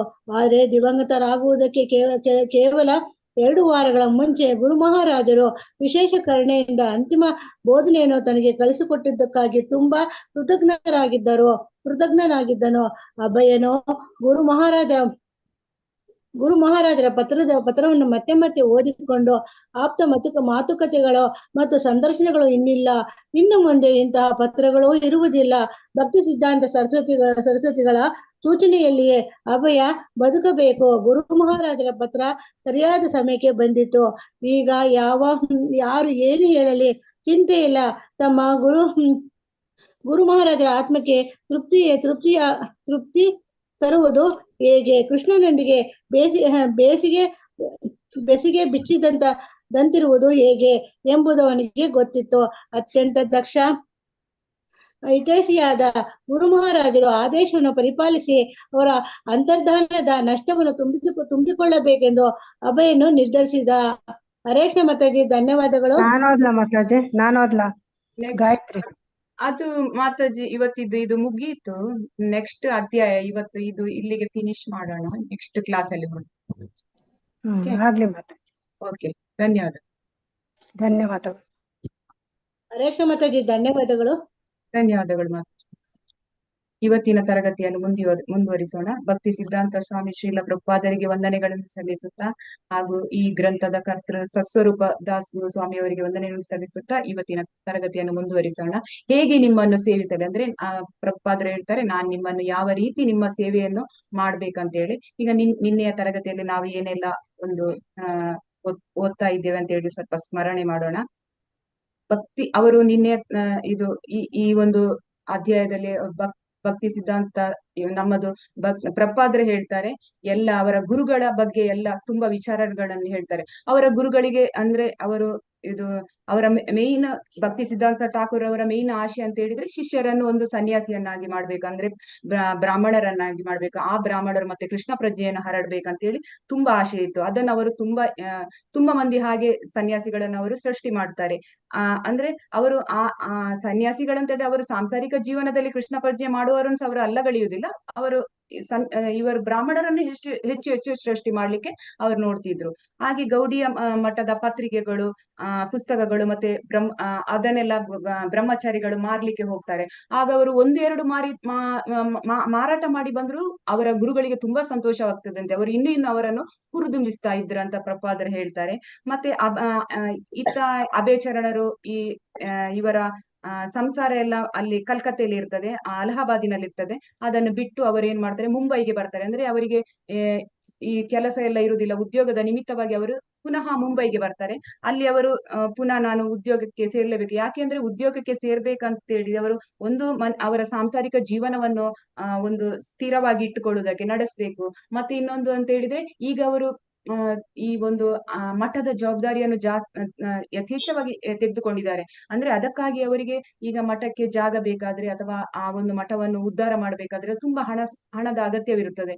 ಮತ್ತೆ ಅವರಿಗೆ ಅವರ ಗುರುಗಳೇ ಬುಕ್ಕಿನ ಒಂದು ಪುಸ್ತಕದ ಈ ಗ್ರಂಥಗಳ ಬಗ್ಗೆ ಪ್ರಿಂಟ್ ಮಾಡ್ಬೇಕು, ಈ ತರ. ಹಾಗೆ ಅವರು ಜವಾಬ್ದಾರಿ, ಈ ಒಂದು ಹಣದ ಅವಶ್ಯಕತೆ ಇದ್ದೇ ಇರ್ತದೆ. ನಾನು ಸಂಪಾದನೆ ಮಾಡಿ ಕೃಷ್ಣ ಪ್ರಜ್ಞೆಯನ್ನು ಅಥವಾ ಬುಕ್ ಪ್ರಿಂಟ್ ಮಾಡ್ತೇನೆ ಅಂತ ಅವರು ಗುರುಗಳಿಗೆ ಹೇಳ್ತಿದ್ರು. ಸೊ ಅದಕ್ಕೆ ಅವರಿಗೆ ಉದ್ಯೋಗದ ಅವಶ್ಯಕತೆ ಇದೆ. ಅದಕ್ಕಾಗಿ ಅವರು ಮುಂಬೈಗೆ ಬರ್ತಾರೆ. ಮುಂಬೈಯಲ್ಲಿ ಬಂದು ಅವರೊಂದು ಉದ್ಯೋಗವನ್ನು ಹುಡುಕ್ತಾರೆ. ಅಲ್ಲಿ ಅವರಿಗೆ ಹೆಚ್ಚಿನ ಒಂದು ಉದ್ಯೋಗ ಮಾಡ್ತಾ ಇರುವಾಗಲೇ ಅವರಿಗೆ ಅಲ್ಲಿ ಅವರ ಭಕ್ತಿ ಸಿದ್ಧಾಂತ ಸರಸ್ವತಿ ಅವರ ಹಿರಿಯ ಶಿಷ್ಯರು ಅವರಲ್ಲಿ ಬಂದು ಅವರದ್ದು ಭೇಟಿ ಆಗುತ್ತೆ. ಹಾಗೆ ಅವರು ಮುಂಬೈಯಲ್ಲಿ ಗೌಡಿಯ ಮಠವನ್ನು ಸ್ಥಾಪನೆ ಮಾಡ್ತಾರೆ. ಅದಕ್ಕೋಸ್ಕರ ಅವರು ತುಂಬಾ ಪ್ರಯತ್ನ ಪಡ್ತಾರೆ. ಅದಕ್ಕೋಸ್ಕರ ಜಾಗ ತೆಗೆದು ಮತ್ತೊಂದು ಗೌಡಿಯ ಮಠವನ್ನು ಸ್ಥಾಪನೆ ಮಾಡ್ತಾರೆ. ಅಲ್ಲಿ ಗುರುಗಳ ಭೇಟಿ ಆಗ್ತದೆ. ಮತ್ತೆ 1935ರಲ್ಲಿ 62ನೇ ಭಕ್ತಿ ಸಿದ್ಧಾಂತರವರ 62ನೇ ಹುಟ್ಟುಹಬ್ಬವನ್ನು ಆಚರಿಸ್ತಾರೆ, ಫೆಬ್ರವರಿ 25ರಂದು. ಆ ಒಂದು ಹುಟ್ಟುಹಬ್ಬಕ್ಕೆ ನಮ್ಮ ಅಭಯಚರಣರು ಅವರ ಗುರುಗಳಿಗೋಸ್ಕರ ಒಂದು ಕವನವನ್ನು ಅಂದ್ರೆ ಪದ್ಯವನ್ನು ರಚಿಸ್ತಾರೆ. ಮತ್ತೆ ಆ ಒಂದು ಕಾರ್ಯಕ್ರಮದಲ್ಲಿ ಅವರ ಗುರುಗಳ ಹುಟ್ಟುಹಬ್ಬದ ಕಾರ್ಯಕ್ರಮಕ್ಕೆ ಅವರು ಒಂದು ಪ್ರವಚನವನ್ನು ಕೊಟ್ಟಿರ್ತಾರೆ. ಆ ಉಪನ್ಯಾಸ ಅವರು ಮಾಡಿದ ಉಪನ್ಯಾಸವು ಆ ಮಠದಲ್ಲಿರುವ ಶಿಷ್ಯರಿಗೆ ಸನ್ಯಾಸಿಗಳಿಗೆ ತುಂಬಾ ಅವರ ಮೇಲೆ ತುಂಬಾ ಪ್ರಭಾವ ಬೀರ್ತದೆ. ನಮ್ಮ ಅಭಯ ಇಷ್ಟು ಚೆನ್ನಾಗಿ ಇಂಗ್ಲಿಷ್ ಒಂದು ಭಾಷೆಯಲ್ಲಿ ಇಷ್ಟು ಚೆನ್ನಾಗಿ ಅದು ಶಾಸ್ತ್ರಬದ್ಧವಾಗಿ, ಅದು ತಾತ್ವಿಕವಾಗಿ ಶಾಸ್ತ್ರಬದ್ಧವಾಗಿ ಪ್ರವಚನ ಕೊಡ್ತಾ ಇದ್ದಾರೆ ಅಂತ ಹೇಳಿ ತುಂಬಾ ಖುಷಿ ಆಗುತ್ತದೆ. ಅಂದ್ರೆ ಅವರಿಗೆ ಅದುವರೆಗೆ ಗೊತ್ತಿರ್ಲಿಲ್ಲ ಅದು ಅಭಯನ ಒಳಗೆ ಇಷ್ಟೊಂದೊಂದು ಜ್ಞಾನ ಇದೆ ಅಂತ ಹೇಳಿ ಅವರು ಖುಷಿ ಆಗುತ್ತೆ. ಇದನ್ನು ಮತ್ತೆ ಈ ಅವರು ಗುರುಗಳಿಗೋಸ್ಕರ ರಚಿಸಿದ ಪದ್ಯವನ್ನು ಮತ್ತೆ ಈ ಪ್ರವಚನದ ಎಲ್ಲ ತುಣುಕುಗಳನ್ನೆಲ್ಲ ಅವರ ಗುರು ಮಹಾರಾಜರಿಗೆ ಕಳಿಸ್ತಾರೆ. ಹಾಗೆ ಗುರು ಮಹಾರಾಜರು ಅವರ ಬಗ್ಗೆ ತುಂಬಾ ಸಂತೋಷಪಟ್ಟು ಅದನ್ನೊಂದು ದಿ ಹಾರ್ಮೋನಿಸ್ಟ್ ಇದಕ್ಕೆ ಪ್ರಕಟ ಮಾಡ್ಬೇಕಂತೆಲ್ಲ ಹೇಳ್ತಾರೆ. ನಂತರ ಮುಂದಕ್ಕೆ ಅವರು ಪ್ರಭುಪಾದರು ಹೇಳ್ತಾರೆ, ಪರಂಪರೆಯ ಅಧಿಕೃತ ಪ್ರತಿನಿಧಿಯ ಚರಣಾರವಿಂದದಲ್ಲಿ ನಮ್ಮನ್ನು ಅರ್ಪಿಸಿಕೊಳ್ಳದಿದ್ದರೆ ಆಧ್ಯಾತ್ಮಿಕದ ಬಗ್ಗೆ ಎಳ್ಳಷ್ಟು ತಿಳುವಳಿಕೆ ಪಡೆಯಲು ಸಾಧ್ಯವಾಗುವುದಿಲ್ಲ ಅಂತ ಹೇಳ್ತಾರೆ. ಅಂದ್ರೆ ಗುರುಗಳ ನಮ್ಗೆ ಚರಣಾರವಿಂದದ್ದು ಆಶೀರ್ವಾದ ಸಿಗದಿದ್ದರೆ ನಾವು ಯಾವತ್ತೂ ಆಧ್ಯಾತ್ಮಿಕದಲ್ಲಿ ಮುಂದೆ ಹೋಗ್ಲಿಕ್ಕೆ ಸಾಧ್ಯವೇ ಇಲ್ಲ ಅಂತ ಅಭಯರು ಹೇಳ್ತಾರೆ. ಮತ್ತೆ ಅಭಯರು ಹೇಳ್ತಾರೆ, ಭಾರತದ ಋಷಿಗಳು ನಾವು ಬರೀ ಭೌತಿಕ ಅಸ್ತಿತ್ವಗಳಲ್ಲ, ನಾವು ಚೈತನ್ಯಾತ್ಮಕವಾದ ಶಾಶ್ವತವಾದ ಅವಿನಾಶಿಗಳಾದ ಭಗವಂತನ ಸೇವಕರು ಅಂತ ಹೇಳ್ತಾರೆ. ಅವರ ಬಗ್ಗೆ ಋಷಿಗಳ ಬಗ್ಗೆನೂ ಹೇಳ್ತಾರೆ ಆ ಭಾಷಣದಲ್ಲಿ. ಮಾನವ ಜೀವನದ ಭಯಂಕರ ಪರಿಣಾಮಗಳನ್ನು, ಹುಟ್ಟು ಸಾವುಗಳ ಯಾತನೆಗಳನ್ನು ಕೂಡ ಅವರು ಅವರ ಈ ಭಾಷಣದಲ್ಲಿ ಹೇಳಿದ್ದಿರ್ತಾರೆ. ಗುರು ಮಹಾರಾಜರಿಗೆ ಶರಣಾಗುವುದರ ಅಗತ್ಯವನ್ನು ಮತ್ತೆ ಮತ್ತೆ ಪ್ರಸ್ತಾವಿಸ್ತಾರೆ. ಅವರು ಪ್ರತ್ಯಕ್ಷ ಪ್ರಮಾಣವನ್ನು ಮಾತ್ರ ನಂಬುವವರನ್ನು ಮತ್ತೆ ಲೌಕಿಕ ತತ್ವಜ್ಞಾನಿಗಳನ್ನು, ದೇವರಲ್ಲಿ ಶ್ರದ್ಧೆ ಇಲ್ಲದ ರಾಜಕಾರಣಿಗಳನ್ನು, ಮತ್ತೆ ಕುರುಡಾಗಿ ಇಂದ್ರಿಯ ಭೋಗದಲ್ಲಿ ಸುಖಾಪೇಕ್ಷಿಗಳನ್ನು ಅವರು ಟೀಕಿಸ್ತಾರೆ ಅವರ ಭಾಷಣದಲ್ಲಿ. ನಾವು ದೇವರ ಸೇವಕ ಅಥವಾ ಶುದ್ಧ ಭಕ್ತರ ಸೇವಕರಂತ ಅವರು ಇದು ನಮ್ಮ ಆತ್ಮದ ಸಹಜ ನೆಲೆ ಅಂತ ಹೇಳ್ತಾರೆ. ಅಭಯರು ತಮ್ಮನ್ನು ತಾವೇ ಅವರು ಹೇಳ್ತಾರೆ ಅವರ ಭಾಷಣದಲ್ಲಿ ಅವರನ್ನೇ ಅಂದ್ರೆ ನಮ್ಗೆ ಇದು ದಿವ್ಯ ಜ್ಞಾನದ ವಿಷಯದಲ್ಲಿ ನಾವು ತುಂಬಾ ಅಜ್ಞಾನದ ಬಾಲಕರಂತ ಹೇಳ್ತಾರೆ. ಕೊನೆಯದಾಗಿ ಅವರ ಶರಣಾಗತಿ ಪ್ರಾರ್ಥನೆಯಲ್ಲಿ ಅವರು ಪ್ರವಚನ ಮುಕ್ತಾಯ ಮಾಡುವಾಗ ಅವರು ಹೇಳ್ತಾರೆ, ಜೀವನದ ಹಿಂದಿನ ಕರ್ಮಗಳಿಗೆಲ್ಲ ಅನುಭವಿಸಬೇಕಾದ ಪ್ರಾಯಶ್ಚಿತ ಅನುಭವವನ್ನು ಅನುಭವಿಸುವುದೇ ಈ ಒಂದು ಭೌತಿಕ ಲೋಕ ಅಂತ ಹೇಳ್ತಾರೆ. ಅಂದ್ರೆ ನಮ್ಮ ಜೀವನದ ಹಿಂದಿನ ಕರ್ಮಗಳಿಗೆಲ್ಲ ಅನುಭವಿಸಬೇಕಾದ ಇದು ಪ್ರಾಯಶ್ಚಿತ ಅಂತ ಹೇಳ್ತಾರೆ. ಅವರ ಗುರುಗಳ ಚರಣ ಕಮಲಗಳಿಗೆ ವಂದಿಸುತ್ತಾ ಆ ಒಂದು ಭಾಷಣವನ್ನು ಎಂಡ್ ಮಾಡ್ತಾರೆ ಅಂತ ಹೇಳ್ತಾರೆ. ಅವರಿಗೆ ಇಂಗ್ಲಿಷಿನಲ್ಲಿ ತುಂಬಾ ಪ್ರಭುಪಾದರಿಗೆ ಅಂದ್ರೆ ಆ ಒಂದು ಪ್ರಭುತ್ವ ಇದ್ದ ಕಾರಣ, ಮತ್ತೆ ಅವರಿಗೆ ಈ ಒಂದು ಶಾಸ್ತ್ರ ಗ್ರಂಥಗಳ ಮೇಲೆ ತುಂಬಾ ಈಗ ನಿಸ್ಸೀಮರಾಗಿದ್ದಾರೆ. ಆದ ಕಾರಣ ಅವರಿಗೆ ಅಷ್ಟು ಚೆನ್ನಾಗಿ ಭಾಷಣ ಹೇಳಲಿಕ್ಕೂ ಸಾಧ್ಯವಾಯಿತು. ಅಭಯರು ರಚಿಸಿದ ಪದ್ಯವನ್ನು ಅವರ ಸೋದರರೊಬ್ಬರು ಹೇಳ್ತಾರೆ. ಇದು ಚೈತನ್ಯರ ಅಂತರಂಗವನ್ನು ಸ್ಪರ್ಶಿಸುವಂತೆ ರೂಪ ಗೋಸ್ವಾಮಿಗಳು ಒಂದು ಚೈತನ್ಯ ಮಹಾಪ್ರಭುಗಳ ಬಗ್ಗೆ ಒಂದು ಕವನವನ್ನು ಬರೆದಿದ್ರಂತೆ. ಇದು ಅದೇ ರೀತಿ ಆ ಪದ್ಯವನ್ನು ಆ ರೂಪ ಗೋಸ್ವಾಮಿಗಳು ಚೈತನ್ಯ ಪ್ರಭುಗಳ ಬಗ್ಗೆ ಮಾಡಿದ ಪದ್ಯ ಅವರಿಗೆ ತುಂಬಾ ಒಂದು ಆನಂದ ಪರವಶರಾಗಿದ್ರಂತ ಹೇಳ್ತಾರೆ. ಅದನ್ನು ಇವರ ಕವನ ನೋಡಿ ಅವರು ಅದನ್ನೊಂದು ನೆನಪಿಸಿಕೊಳ್ತಾರೆ. ನೆಕ್ಸ್ಟ್ ಅಭಯರು ಈಗ ಮುಂಬೈಗೆ ಬಂದಾಗ ಇಲ್ಲಿ ಅವರ ಉದ್ಯೋಗದ ನಿಮಿತ್ತ ಅವರು ಬಂದಾಗ ಅವರಿಗೆ ತುಂಬಾ ಒಂದು ಪ್ರತಿಸ್ಪರ್ಧಿಗಳಿರ್ತಾರೆ. ಅವರಿಗೆ ಉದ್ಯೋಗದಲ್ಲಿ ಅವರು ಅಂದ್ರೆ ಆ ಒಂದು ಔಷಧ ಒಂದು ಉದ್ಯೋಗದಲ್ಲಿ ಅವರಿಗೆ ತುಂಬಾ ನಾಲೆಜ್ ಇರ್ತದೆ. ಆ ಒಂದು ನಾಲೆಜ್ ಅಲ್ಲಿ ಅವರು ಇಡೀ ಮುಂಬೈ ಪ್ರದೇಶವನ್ನೇ ಗೆದ್ದಿರ್ತಾರೆ. ಅಷ್ಟು ಅವರು ತುಂಬಾ ಉತ್ತಮವಾದ ಒಂದು ವ್ಯಾಪಾರಸ್ಥರಾಗಿದ್ರ ಔಷಧ ಇದ್ರಲ್ಲಿ. ಸೊ ಅವರಿಗೆ ಸಾಮಾನ್ಯವಾಗಿ ಪ್ರತಿಸ್ಪರ್ಧಿಗಳು ಇರ್ತಾರೆ, ವಿರೋಧಿಗಳು ಇರ್ತಾರೆ. ಆದ್ರೆ ಅಭಯರು ಅದನ್ನು ಅಷ್ಟು ಆಯ್ತು ನಮ್ಗೆ ಕೆಲಸ ಇಲ್ಲ ಅಂತೇಳಿ ಅವರ ಅಷ್ಟು ತುಂಬಾ ಸೀರಿಯಸ್ ಆಗಿ ತೆಗೆದುಕೊಳ್ಳಿಲ್ಲ. ಆದ್ರೂನು ಅವರು ನನಗೊಂದು ಉದ್ಯೋಗ ಬೇಕೇ ಬೇಕಂತ ಹೇಳ್ತಾರೆ. ಹರೇ ಕೃಷ್ಣ. ಹರೇ ಕೃಷ್ಣ. ಆದ್ರೂನು ಅವರ ಹೆಸರು ಅಷ್ಟು ಪ್ರಸಿದ್ಧಿಯಾಗಿರ್ತದೆ ಆ ಮುಂಬೈಯಲ್ಲಿ. ಅನಂತರ ಅವರು ಅವರಿಗೆ ಕೆಲಸನೂ ಬೇಕು, ಅಧ್ಯಾತ್ಮಕ್ಕೂ ಬೇಕು, ಎರಡು ಜೊತೆಯಲ್ಲಿ ಹೋಗ್ಲೇಬೇಕು, ಹಣವನ್ನು ಸಂಗ್ರಹಿಸ್ಲೇಬೇಕು. ಯಾಕೆ ಅಂತ ಹೇಳಿದ್ರೆ ಅದು ಈಗ ಅವರಿಗೆ ತುಂಬಾ ಒಂದು ಈ ಆಧ್ಯಾತ್ಮಿಕದ ಕೇಂದ್ರ ತೆರೆಯುವುದಕ್ಕೆ ಅಥವಾ ಈ ಒಂದು ಗುರು ಮಹಾರಾಜರು ಹೇಳಿದ ಒಂದು ಮಾತನ್ನು ನಡೆಸುವುದಕ್ಕೋಸ್ಕರ ಅವರಿಗೆ ಬೇಕೇ ಬೇಕು. ಆದರ್ಶವಾಗಿ ಸಂಸಾರ ಜೀವನದ ಧರ್ಮ ಜೀವನ ಎರಡೂ ಅಕ್ಕಪಕ್ಕದಲ್ಲಿಯೇ ಸಾಗಬೇಕೆಂಬುದು ನಿಜ. ಆದ್ರೆ ಅಭಯನ ಹೆಂಡತಿಯದೇ ಸ್ವಲ್ಪ ತೊಂದರೆ ಇತ್ತು. ಅವರು ಇವರಿಗೆ ಪೂರ್ತಿಯಾಗಿ ಅವರು ಸಹಕರಿಸುತ್ತಿರ್ಲಿಲ್ಲ.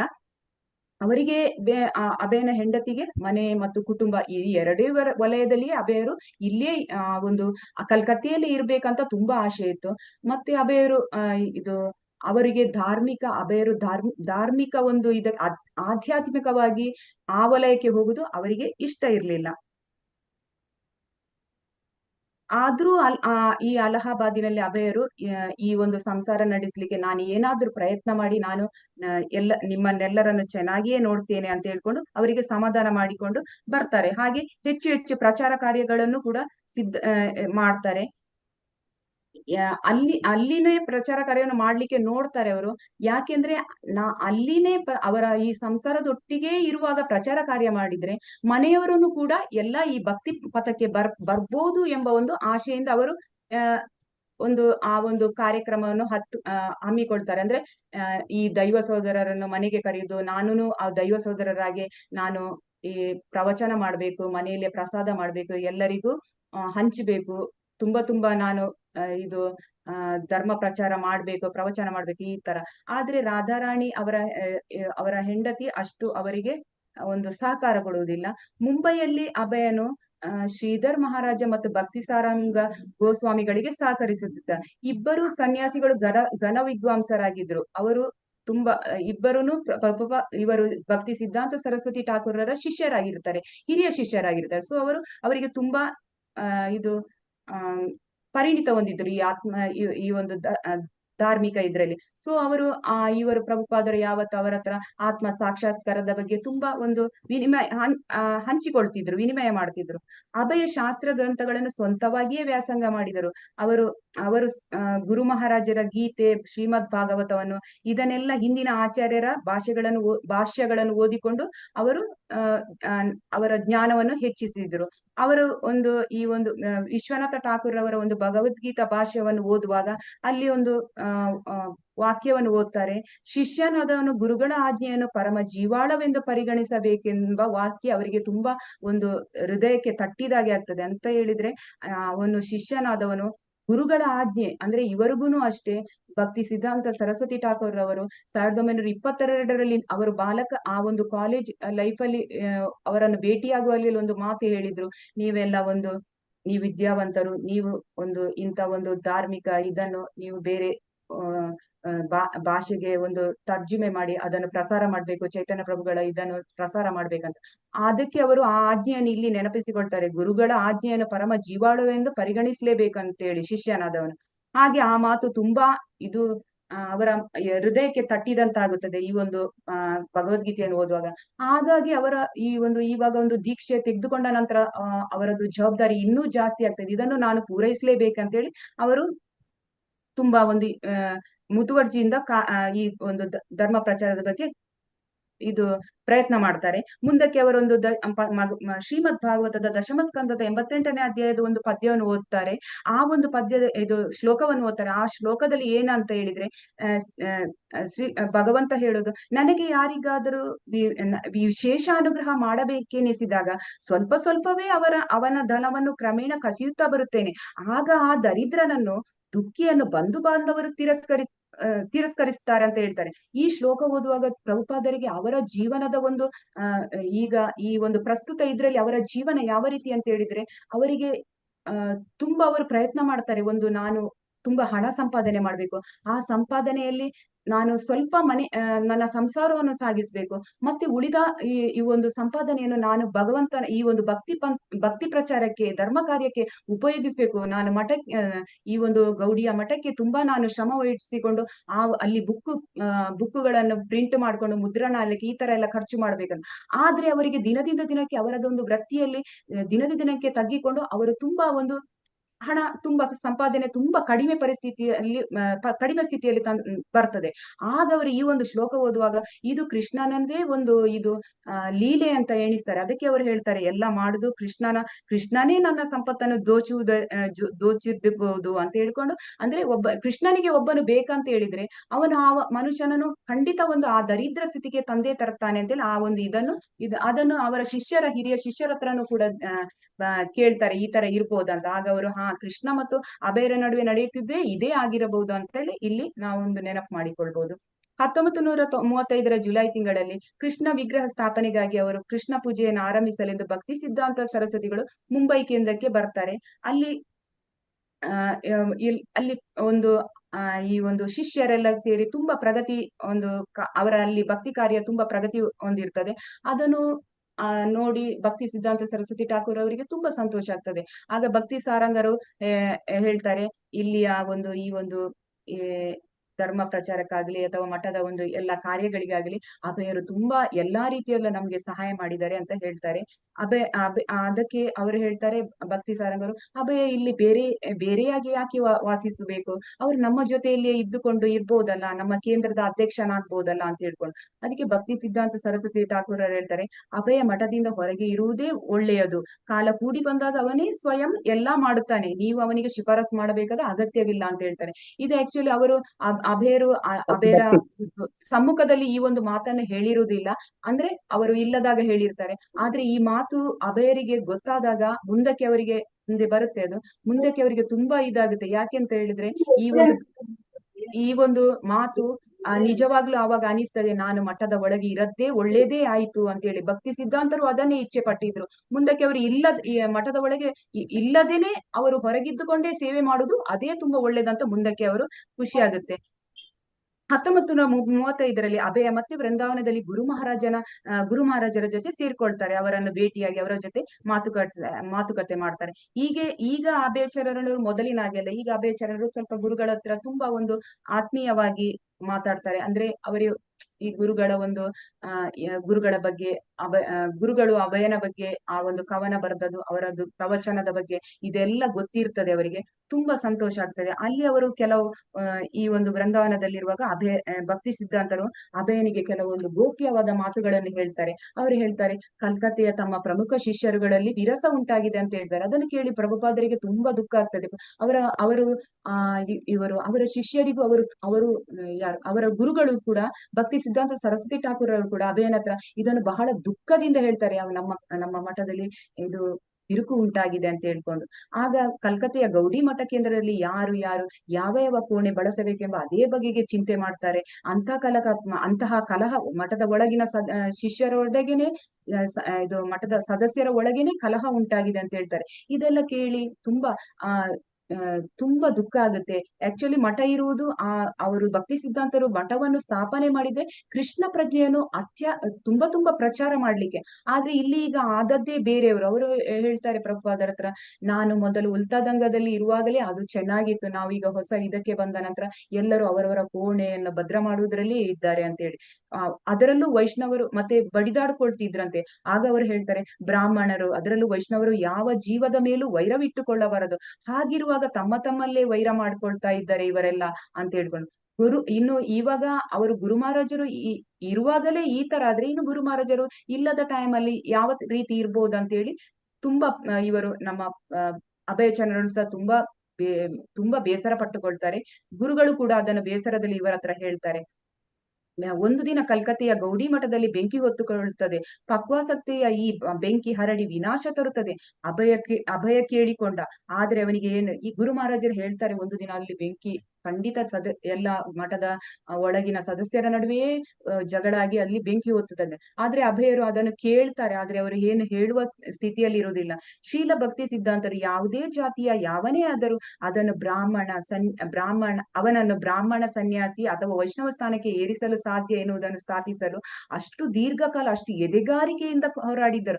ಆದರೆ ಶಿಷ್ಯರು ಸಣ್ಣ ಸಂಪತ್ತಿನ ಮತ್ತು ಪ್ರತಿಷ್ಠೆಯ ಬಯಕೆಯಿಂದ ಕಳಂಕಿತರಾದರೆ ಆ ಮೂಲಕ ಎಷ್ಟೇ ಶುದ್ಧೀಕರಣ ಮತ್ತು ತರಬೇತಿ ಹೊಂದಿದರೂ ತಾವಿನ್ನೂ ಕೆಳಗಿನ ವರ್ಗದ ಜನ ಎಂದು ತೋರಿಸಿಕೊಂಡರೆ ಗುರುಗಳ ಆಶೆಯೇ ಮಣ್ಣು ಗೂಡಾಗುತ್ತದೆ. ಅಂದ್ರೆ ಭಕ್ತಿ ಸಿದ್ಧಾಂತರು ಒಂದು ಒಳ್ಳೆಯ ಒಂದು ಭಾಷಣಕಾರರು. ಅಂದ್ರೆ ಅವರು ಒಳ್ಳೆಯ ರೀತಿಯಲ್ಲಿ ಅವರು ಪ್ರವಚನ ಮಾಡ್ತಿದ್ರು. ಹೇಗೆ ಅಂತ ಹೇಳಿದ್ರೆ ಅವರ ಪ್ರವಚನದಿಂದಲೇ ಅನೇಕ ಮಂದಿ ಸನ್ಯಾಸಿಗಳನ್ನು ವೈಷ್ಣವರನ್ನು ಮತ್ತೆ ಬ್ರಾಹ್ಮಣರನ್ನು ಸೃಷ್ಟಿ ಮಾಡಿದವರು. ಅವರಿಗೆ ಈಗ ಆಗುತ್ತೆ ನಾನು ಈ ತರ ಎಲ್ಲ ಇಷ್ಟು ಒಂದು ಈ ಒಂದು ಶಾಸ್ತ್ರ ಗ್ರಂಥದ ಎಲ್ಲಾ ವಿಚಾರಗಳನ್ನು ಹೇಳಿದ್ರು, ಈ ಒಂದು ನನ್ನ ಶಿಷ್ಯರು ಯಾಕೆ ಆ ಜ್ಞಾನವನ್ನು ಪಡ್ಕೊಂಡು ಅವರೊಳಗನೆ ಇಷ್ಟು ಗಲಾಟೆ ಮಾಡಿಕೊಂಡು ಹಣದ ಒಂದು ಸಂಪತ್ತಿನ ವಿಷಯದಲ್ಲಿ ಅವರು ಹೋರಾಡ್ತಾ ಇದ್ದಾರೆ, ಈ ತರ ಗಲಾಟೆ ಮಾಡ್ತಾರೆ ಅಂತ ತುಂಬಾ ಬೇಜಾರಾಗುತ್ತೆ ಅವರಿಗೆ. ತುಂಬಾ ಇದು ಧರ್ಮದ ಹೆಸರಿನಲ್ಲಿ ಅವರುಗಳು ಭೋಗ ಸ್ಥಾನ ಮತ್ತು ಪ್ರತಿಷ್ಠೆಗಳಿಗೆ ಅಂಟಿಕೊಂಡರೆ ಅವರು ಗುರು ಮಹಾರಾಜರ ಬೋಧನೆಯನ್ನು ಅರ್ಥ ಮಾಡಿಕೊಳ್ಳುವುದರಲ್ಲಿ ಎಡವಿದ್ದಾರೆ ಎಂದು ಅರ್ಥವಾಗುತ್ತದೆ. ಅವರು ಗುರು ಮಹಾರಾಜರ ಬೋಧನೆಯನ್ನು ಪ್ರಚಾರ ಮಾಡುವುದನ್ನು ಬಿಟ್ಟು ಅವರು ಮಠದೊಳಗಿನ ಈ ಒಂದು ಭೌತಿಕ ಸುಖಕ್ಕೆ ಬೇಕಾದ ಇದನ್ನೇ ಅವರು ಅದರಲ್ಲಿಯೇ ತಲ್ಲೀನರಾಗ್ತಾರೆ ಅಂತ ಹೇಳ್ತಾರೆ. ಶೀಲ ಭಕ್ತಿ ಸಿದ್ಧಾಂತರು ಹೇಳ್ತಾರೆ, ನಾವು ಬಾಡಿಗೆ ಮನೆಯಲ್ಲಿದ್ದಾಗ ಅಂದ್ರೆ ತುಂಬಾ ನಾವು ಚೆನ್ನಾಗಿದ್ದೆವು, ಈಗ ಇಲ್ಲಿ ಬಂದ ನಂತರ ಈ ತರ ಎಲ್ಲ ಒಂದು ಕಲಹ ಉಂಟಾಗಿದೆ ಅಂತ ಹೇಳ್ತಾರೆ ಇವರ ಹತ್ರ, ಪ್ರಭುಪಾದರ ಹತ್ರ.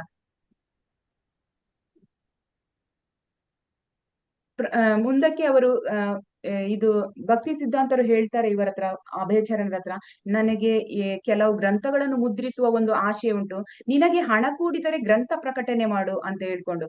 ಆದ್ರೆ ಅದಕ್ಕಾಗಿ ನೀನು ಇದು ಪ್ರಯತ್ನ ಪಡ್ಬೇಕಂತ ಹೇಳ್ತಾರೆ. ಈ ಒಂದು ವಾಕ್ಯ ಅಭಯಚರಣರಿಗೆ ತುಂಬಾ ಒಂದು ಮನಸ್ಸಿಗೆ ಹೋಗಿರ್ತಾರೆ. ಅದನ್ನೇ ಅವರು ಇಟ್ಟುಕೊಳ್ತಾರೆ, ಗುರು ಮಹಾರಾಜರು ಈ ಒಂದು ರೀತಿಯ ಈ ಒಂದು ವಾಕ್ಯವನ್ನು ಹೇಳಿದ್ದಾರೆ ಅಂತ ಹೇಳ್ಕೊಂಡು. ಅನಂತರ ಜಗನ್ನಾಥ್ಪುರಿಯಲ್ಲಿ ಭಕ್ತಿ ಸಿದ್ಧಾಂತರ 1936 ಡಿಸೆಂಬರ್ ಅಲ್ಲಿ ಜಗನ್ನಾಥ್ಪುರಿಯಲ್ಲಿ ಭಕ್ತಿ ಸಿದ್ಧಾಂತರು ಇರುತ್ತಾರೆ. ಆಗ ಅವರ ಆರೋಗ್ಯ ಕೆಟ್ಟಿರ್ತದೆ. ಇದು ಅಭಯಚರಣರು ಮುಂಬೈಯಲ್ಲಿ ಇರುತ್ತಾರೆ. ಆಗ ಅವರಿಗೆ ತಿಳಿತದೆ ಅವರ ಆರೋಗ್ಯ ಹದಗೆಟ್ಟಿದೆ ಅಂತ ಹೇಳಿ. ಆಗ ಅಭಯಚರಣರು ಒಂದು ಪತ್ರ ಬರೆದು ಗುರು ಮಹಾರಾಜರನ್ನೆಲ್ಲ ಅವರ ಆರೋಗ್ಯವನ್ನು ವಿಚಾರಿಸಿ ಅವರು ಹೇಳ್ತಾರೆ, ಭಕ್ತಿ ಸಿದ್ಧಾಂತರಿಗೆ ನಿಮ್ಮ ಒಟ್ಟಿಗೆ ಇರುವ ಬ್ರಹ್ಮಚಾರಿಗಳು, ಸನ್ಯಾಸಿಗಳು ಮತ್ತೆ ಬ್ರಾಹ್ಮಣರು ಅವರೆಲ್ಲ ತುಂಬಾ ನಿಮ್ಮ ನೇರ ಸೇವೆ ಮಾಡ್ತಾ ಇದ್ದಾರೆ.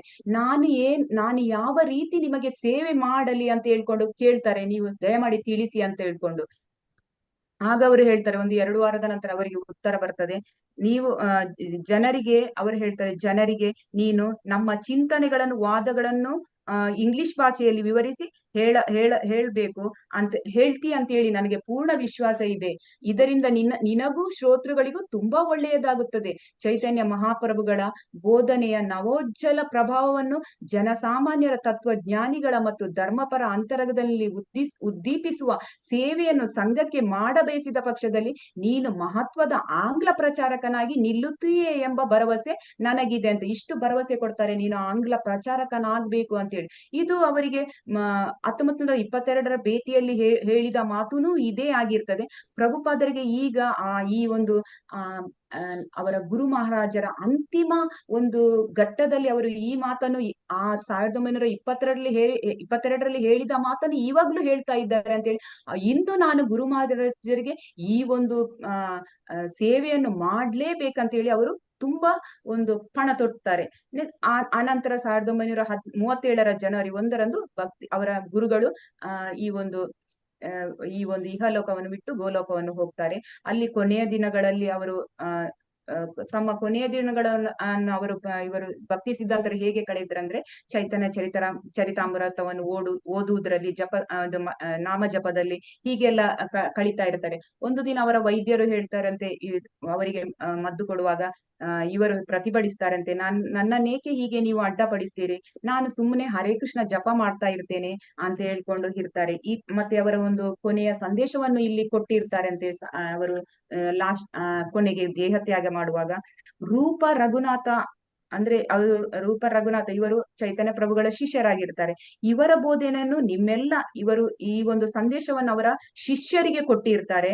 ಅವರು ಪ್ರಾಣ ತ್ಯಾಗ ಮಾಡುವ ಮೊದಲು ಶಿಷ್ಯರಿಗೆ ಕೊಟ್ಟಿರ್ತಾರೆ. ನೀವು ಈ ಒಂದು ಚೈತನ್ಯ ಮಹಾಪ್ರಭುಗಳ ಶಿಷ್ಯರ ಈ ಬೋಧನೆಯನ್ನು ನಿಮ್ಮೆಲ್ಲ ಶಕ್ತಿ ಸೌಲಭ್ಯಗಳನ್ನು ಬಳಸಿ ಪ್ರಚಾರ ಮಾಡಿ ಶ್ರೀ ರೂಪ ಗೋಸ್ವಾಮಿ ಮತ್ತು ರಘುನಾಥ ಸ್ವಾಮಿ ಇವರ ಚರಣ ಕಮಲಗಳ ಧೂಳಾಗುವುದೇ ನಮ್ಮ ಚರಮ ಗುರಿ. ಪರಮ ಸತ್ಯನಾದ ದೇವೋತ್ತಮ ಪರಮಪುರುಷನನ್ನು ಸೇವಿಸುವ ಸಲುವಾಗಿ ನಿಮ್ಮ ಗುರುಗಳ ನೇತೃತ್ವದಲ್ಲಿ ನೀವೆಲ್ಲ ಒಗ್ಗಟ್ಟಿನಿಂದ ಕೆಲಸ ಮಾಡ್ಬೇಕಂತ ಇಲ್ಲಿ ಅವರು ಆ ಒಂದು ಮಠದ ಸದಸ್ಯರೊಡನೆ ಏನೆಲ್ಲ ಹೇಳ್ಬೇಕು ಅದನ್ನು ಅವರು ಎಲ್ಲವನ್ನು ಅವರ ಒಂದು ಲಾಸ್ಟಿನ ಸಂದೇಶದಲ್ಲಿ ಹೇಳಿರ್ತಾರೆ. ನಿಮ್ಮ ಭಗವಂತನ ಸೇವೆಯ ಸಲುವಾಗಿ ಈ ನಶ್ವರ ಜಗತ್ತಿನಲ್ಲಿ ನೀವುಗಳೆಲ್ಲ ಏನಾದರೂ ಮಾಡಿ ಜಗಳವಾಗದಂತೆ ನೋಡಿಕೊಂಡು ಜೀವನ ನಡೆಸಬೇಕಂತ ಹೇಳ್ತಾರೆ. ಎಷ್ಟೇ ಅಪಾಯಗಳಿದ್ದರೂ, ಟೀಕೆಗಳು ಬಂದರೂ, ಬರೀ ತೊಡಗುಗಳು ಬಂದರೂ ದಯವಿಟ್ಟು ದೇವರ ಸೇವೆಯನ್ನು ನಿಲ್ಲಿಸಬೇಡಿ ಅಂತ ಹೇಳ್ತಾರೆ. ಈ ಜಗತ್ತಿನಲ್ಲಿ ಹೆಚ್ಚು ಜನ ಭಗವಂತನ ಸೇವೆಯನ್ನು ಮಾಡ್ತಾ ಇಲ್ಲ, ಆದ್ರೆ ನೀವುಗಳು ಭಗವಂತನ ಸೇವೆಯನ್ನು ಮಾಡಿ, ಅದನ್ನು ನೀವು ನಿರಾಶರಾಗಬೇಡಿ, ನಿಮ್ಮ ಸೇವೆಯನ್ನು ನೀವು ಕೈ ಬಿಡಬೇಡಿ. ಏಕೆಂದರೆ ನಿಮ್ಮ ಸರ್ವಸ್ವ ಭಗವಂತನ ಭಜನೆ ಮಾಡುವ ಮತ್ತು ಸೀಮಾತೀತವಾದ ಭಗವಂತನ ಪವಿತ್ರ ನಾಮವನ್ನು ಶ್ರವಣ ಮಾಡುವ ಕಾರ್ಯವನ್ನು ಯಾವತ್ತೂ ತಿರಸ್ಕರಿಸಬೇಡಿ. ಅವರು ಹೇಳ್ತಾರೆ, ವೃಕ್ಷದಷ್ಟು ಸಹನೆ, ತಾಳ್ಮೆ, ತೃಣದಷ್ಟು ನೀವು ಯಾವತ್ತೂ ಅಳವಡಿಸಿಕೊಂಡಿರ್ಬೇಕು. ಸೀಮಾತೀತ ಭಗವಂತನ ನಾಮ ಭಜನೆ ಮಾಡ್ತಿರ್ಬೇಕು. ನಿಮ್ಮಲ್ಲಿ ಅರ್ಹರು ಮತ್ತೆ ಕಾರ್ಯಕರ್ತರು ಆದ ಹಲವಾರು ಮಂದಿ ಇದ್ದೀರಿ. ನಮಗೆ ಬೇರೆ ಆಸೆ ಏನು ಇಲ್ಲ, ಖಾಲಿ ನೀವು ಇಷ್ಟು ಮಾಡಿದ್ರೆ ಆಯ್ತು, ಬೇರೆ ಯಾವ ಆಸೆ ನನಗಿಲ್ಲ ಅಂತ ಅವರು ಮಠದ ಸದಸ್ಯರೊಡನೆ ಹೇಳಿರ್ತಾರೆ. ಗುರು ಮಹಾರಾಜರು ಕೊನೆಯ ತನಕ ಪೂರ್ಣವಾದ ಪ್ರಜ್ಞೆಯಲ್ಲಿ ಉಳ್ಳವರಾಗಿದ್ದರು, ಮತ್ತೆ ಸೂಚನೆಗಳನ್ನು ಕೊಡುತ್ತಲೇ ಇದ್ದರು. ಭಕ್ತರು ತಮ್ಮಲ್ಲೇ ಆರಿಸಿಕೊಂಡ 12 ಸದಸ್ಯರ ಆಡಳಿತ ಮಂಡಳಿ ಗೌಡಿಯ ಮಠದ ಆಡಳಿತ ಸಮಸ್ತವನ್ನು ನೋಡಿಕೊಳ್ಳತಕ್ಕದ್ದು ಅಂತ ಅವರು ಆದೇಶದಲ್ಲಿ ಹೇಳಿರ್ತಾರೆ. ಒಬ್ಬೊಬ್ಬರು ಆಡಳಿತವನ್ನು ನೋಡುದಲ್ಲ, ಆ ಒಂದು 12 ಮಂದಿ ಸದಸ್ಯರಿರ್ತಾರೆ ಅವರ ಗೌಡಿಯ ಮಠದಲ್ಲಿ. ಅವರೆಲ್ಲರೂ ಒಟ್ಟಿಗಾಗಿ ಒಂದು ಮಂಡಳಿ ರಚಿಸಿ ನೀವೆಲ್ಲರೂ ಒಟ್ಟಿಗೆ ಜೊತೆಯಾಗಿಯೇ ಎಲ್ಲ ಕೆಲಸವನ್ನು, ಧರ್ಮ ಪ್ರಚಾರವನ್ನಾಗಲಿ, ಈ ಗೌಡಿ ಮಠದ ಉದ್ಧಾರವನ್ನಾಗಲಿ, ಅಭಿವೃದ್ಧಿಯನ್ನಾಗಲಿ ಮಾಡ್ಬೇಕಂತ ಹೇಳ್ತಾರೆ. ಕೊನೆಗೆ ಅವರು ಹೇಳಿದ್ರು, ಇಲ್ಲಿರುವ ಗೈರು ರಾಗಿರುವ ಎಲ್ಲರಿಗೂ ನನ್ನ ಹರಕೆಗಳು. ಕೆಲವರು ಅಲ್ಲಿ ಈಗ ಅಭಯ ಚರಣರು ಅವರೆಲ್ಲ ದೂರದಲ್ಲಿ ಇರ್ತಾರೆ. ಸೊ ಹಾಗೆ ಅನೇಕ ಶಿಷ್ಯರುಗಳು ಕೆಲವು ಅವರವರ ಕಾರ್ಯ ನಿಮಿತ್ತ ಹೋಗಿರ್ತಾರೆ. ಅವರಿಗೂ ಇದು ಒಂದು ನನ್ನ ಹರಕೆಯನ್ನು ಹೇಳಿಬಿಡಿ. ನಮ್ಮ ಏಕೈಕ ಕರ್ತವ್ಯ ಮತ್ತು ಧರ್ಮ ಯಾವುದೆಂದರೆ ಭಗವಂತನ ಮತ್ತು ಅವನ ಭಕ್ತರ ಪರಂಪರೆಯ ಸೇವೆಯನ್ನು ಎಲ್ಲಾ ಕಡೆ ಹರಡುವುದು. ಅವರ ಭಕ್ತರ ಇದು ಭಗವಂತನ ಹಾಗೂ ಅವರ ಭಕ್ತ ಪರಂಪರೆಯ ಸೇವೆಯನ್ನು ಎಲ್ಲಾ ಕಡೆ ಹರಡುವುದು ನಮ್ಮದು ಏಕೈಕ ಗುರಿ ಅಂತ ಹೇಳ್ತಾರೆ. ಇದು ನಿಮ್ಗೆ ನೆನಪಿರ್ಲಿ ಅಂತ ಹೇಳ್ಕೊಂಡು ಜನವರಿ 1ರಂದು ಅವರು ಬೆಳಿಗ್ಗೆ 5:30 ಗಂಟೆಗೆ ಅವರು ಕೃಷ್ಣನ ಪಾದವನ್ನು ಸೇರಿರ್ತಾರೆ. ಇದು ವಿಷಯ ಅವರಿಗೆ, ಪ್ರಭುಪಾದರಿಗೆ ತುಂಬಾ ದುಃಖ ಆಗ್ತದೆ. ಅಂದ್ರೆ ಅವರು ಎಷ್ಟು ದುಃಖ ಅಂತ ಹೇಳಿದ್ರೆ, ಅವರು ಅತ್ತೆ ಬಿಟ್ಟಿರ್ತಾರೆ.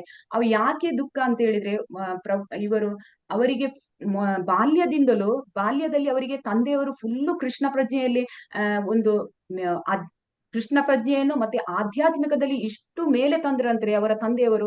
ಬಾಲ್ಯದಿಂದಲೇ ಕೃಷ್ಣ ವಿಗ್ರಹ ಕೊಟ್ಟು ಪೂಜೆ ಮಾಡಿ ಎಲ್ಲವನ್ನು ಮೃದಂಗ ಬಾರಿಸುವುದರಿಂದೆಲ್ಲ ತಂದೆಯವರು ಹೇಳಿಕೊಟ್ಟಿರ್ತಾರೆ. ಆನಂತರ ಗುರು ಮಹಾರಾಜರ ಒಂದು ಭೇಟಿಯಾದ ನಂತರ ಇದುವರೆಗೂ 1937ರವರೆಗೂ ಇವರು ಗುರು ಮಹಾರಾಜರು ಆಧ್ಯಾತ್ಮಿಕಕ್ಕೆ ಪೂರ್ತಿಯಾಗಿ ಒಂದು ಭದ್ರವಾಗಿ ನಿಂತಿರ್ತಾರೆ. ಈಚೆಯವರು ತಂದೆಯವರು ಇಲ್ಲ, ಅವರಿಗೆ ಆಧ್ಯಾತ್ಮಿಕದಲ್ಲಿ ಇನ್ನೂ ಮುಂದಕ್ಕೆ ಪ್ರಗತಿ ಸಾಧಿಸಲು ಈಚೆಯಿಂದ ಗುರು ಮಹಾರಾಜರು ಇಲ್ಲ. ಸೊ ಅವರು ಎಣಿಸ್ತಾರೆ, ನನ್ನದು ಇಬ್ಬರು ಒಂದು ಗೆಳೆಯರಿದ್ದಾಗೆ, ಆ ಇಬ್ಬರು ಗೆಳೆಯರೇ ನನ್ಗೆ ಆಧ್ಯಾತ್ಮಿಕದಲ್ಲಿ ತುಂಬಾ ಒಂದು ಸಪೋರ್ಟ್ ಮಾಡ್ತಿದ್ರು, ಅವರೇ ಇಲ್ಲ ಅಂತೇಳಿ ಇಬ್ಬರು ಒಂದು ದೇಹ ತ್ಯಾಗ ಮಾಡಿದವರಿಗೆ ತುಂಬಾ ಒಂದು ಬೇಸರ ಆಗ್ತದೆ. ಮತ್ತೆ ಗುರು ಮಹಾರಾಜರು ತೀರಿ ಹೋದವರಿಗೆ ತುಂಬಾ ಬೇಸರ ಆಗ್ತದೆ. ಅವರು ಎಣಿಸ್ತಾರೆ, ನನ್ನ ಗುರು ಮಹಾರಾಜರು ಇನ್ನು ಇವರ ಮೇಲೆ ಇರುವುದು ದೊಡ್ಡ ಜವಾಬ್ದಾರಿ. ಗುರು ಮಹಾರಾಜರು ತುಂಬಾ ಆಜ್ಞೆಗಳನ್ನು ಕೊಟ್ಟಿದ್ದಾರೆ, ತುಂಬಾ ಸಂದೇಶಗಳನ್ನು ಕೊಟ್ಟಿದ್ದಾರೆ, ಮತ್ತೆ ಇವರಿಗೆ ದೊಡ್ಡ ಜವಾಬ್ದಾರಿಯನ್ನು ಕೊಟ್ಟಿದ್ದಾರೆ. ಈ ಒಂದು ಜವಾಬ್ದಾರಿಯನ್ನು ನಾನು ಅವರು ಹೇಳಿದ ಅವರ ಆಜ್ಞೆಯ ಪ್ರಕಾರವೇ ನಾನು ಮಾಡಿಯೇ ತೀರುತ್ತೇನೆಂಬ ಒಂದು ಪಣ ತೊಟ್ಟಿರ್ತಾರೆ. ಅದೇ ರೀತಿ ಅವರು ಮುಂದಕ್ಕೆ ಮುಂದುವರಿಸುವ ಯೋಚನೆಯನ್ನು ಮಾಡಿರ್ತಾರೆ. ಹಾಗೆ ಅವರಿಗೆ ನಾನಿನ್ನು ಗುರು ಮಹಾರಾಜರ ಒಂದು ಆತ್ಮಕ್ಕೆ ತೃಪ್ತಿ ಕೊಡ್ಬೇಕಂತ ಹೇಳಿದ್ರೆ ನಾನು ಸಂದೇಶವನ್ನು, ಅವರ ಆಜ್ಞೆಯನ್ನು ಪಾಲಿಸುವುದೇ ಅವರ ಒಂದು ಆತ್ಮಕ್ಕೆ ತೃಪ್ತಿ ಕೊಡುವಂತಾಗುದು ಅಂತ ಹೇಳ್ತಾರೆ. ಇಲ್ಲಿಗೆ ಇವತ್ತಿನ ಈ ತರಗತಿಯನ್ನು ಇಲ್ಲಿಗೆ ಮುಕ್ತಾಯ ಮಾಡಲಾಗುವುದು. ವಾಂಛಾ ಕಲ್ಪತರುಭ್ಯಶ್ಚ ಕೃಪಾ ಸಿಂಧುಭ್ಯ ಏವ ಚ ಪತಿತಾನಾಂ ಪಾವನೇಭ್ಯೋ ವೈಷ್ಣವೇಭ್ಯೋ ನಮೋ ನಮಃ. ಅನಂತ ಕೋಟಿ ವೈಷ್ಣವ ಬಂಧು ಕಿ ಜೈ. ರಾಮಾಚಾರ್ಯ ಹರಿದಾಸ್ ಠಾಕೂರ್ ಕಿ ಜೈ. ಹರೇ ಕೃಷ್ಣ ಕೃಷ್ಣ ಕೃಷ್ಣ ಹರೇ ಹರೇ, ಹರೇ ರಾಮ ರಾಮ ರಾಮ ಹರೇ ಹರೇ, ಹರೇ ಕೃಷ್ಣ ಕೃಷ್ಣ ಕೃಷ್ಣ ಹರೇ ಹರೇ, ಹರೇ ರಾಮ ರಾಮ ರಾಮ ಹರೇ ಹರೇ, ಹರೇ ಕೃಷ್ಣ ಕೃಷ್ಣ ಕೃಷ್ಣ ಹರೇ ಹರೇ, ಹರೇ ರಾಮ ರಾಮ ರಾಮ ಹರೇ ಹರೇ. ಇಷ್ಟು ಹೊತ್ತು ನೀವು ತಾಳ್ಮೆಯಿಂದ ಈ ಒಂದು ನಾನು ನಿಮ್ಮನ್ನು ಹೇಗೆ ಸೇವಿಸಲಿ ಎಂಬ ಪ್ರಭುಪಾದರ 4ನೇ ಅಧ್ಯಾಯವನ್ನು ಕೇಳಿದ್ದಕ್ಕೆ ನಿಮಗೆಲ್ಲರಿಗೂ ತುಂಬಾ ಧನ್ಯವಾದಗಳು. ಹಾಗೂ ರಾಧಾಕೃಷ್ಣ ಮಂದಿರದ ಎಲ್ಲ ವೈಷ್ಣವರಿಗೂ ನನ್ನ ಅನಂತ ಧನ್ಯವಾದಗಳು. ಇಲ್ಲಿರುವ ಎಲ್ಲರಿಗೂ ನನ್ನ ಅನಂತ ಧನ್ಯವಾದಗಳು. ಹರೇ ಕೃಷ್ಣ. ಹರೇ ಕೃಷ್ಣ ಮಾತಾಜಿ, ಧನ್ಯವಾದಗಳು ಮಾತಾಜಿ. ಹರೇ ಕೃಷ್ಣ ಮಾತಾಜಿ. ಹರೇ ಕೃಷ್ಣ ಮಾತಾಜಿ, ಧನ್ಯವಾದಗಳು. ಚಿತ್ರ ಮಾತಾಜಿದ ಹಾಕಿದ್ದೇನೆ. ಹಾ ಮಾತಾಜಿ. ಹರೇ ಕೃಷ್ಣ. ಹರೇ ಕೃಷ್ಣ ಮಾತಾಜಿ, ಧನ್ಯವಾದಗಳು. ತುಂಬಾ ಚೆನ್ನಾಗಿತ್ತು ಮಾತಾಜಿ. ಹರೇ ಕೃಷ್ಣ ಧನ್ಯವಾದ. ಹರೇ ಕೃಷ್ಣ ಮಾತಾಜಿ, ಧನ್ಯವಾದಗಳು. ಹರೇ ಕೃಷ್ಣ ಮಾತಾಜಿ. ಹರೇ ಕೃಷ್ಣ ಮಾತಾಜಿ, ಧನ್ಯವಾದಗಳು. ಹರೇ ಕೃಷ್ಣ ಮಾತಾಜಿ. ಪ್ರಭುಜಿ. ಹರೇ ಕೃಷ್ಣ ಮಾತಾಜಿ, ಅಟೆಂಡೆನ್ಸ್ ಲಿಂಕ್ ಕಳಿಸಿ ಮಾತಾಜಿ. ಕಳಿಸಿದ್ರಲ್ಲ ಚಾಟ್ ಅಲ್ಲಿ ಮಾತಾಜಿ, ಚಾಟ್ ನಲ್ಲಿ ಕಳಿಸಿದಾರಲ್ಲ, ಸ್ವಲ್ಪ ಹಾಕಿ ಮಾತಾಜಿ ಪ್ಲೀಸ್. ಇಷ್ಟು ನಾನು ತಿನ್ನು ಬಹಳ చేస్తాను. ఇది ఇక్కడ సైకర్కం చేయండి, ఇది అయిపోయిస్తుంది.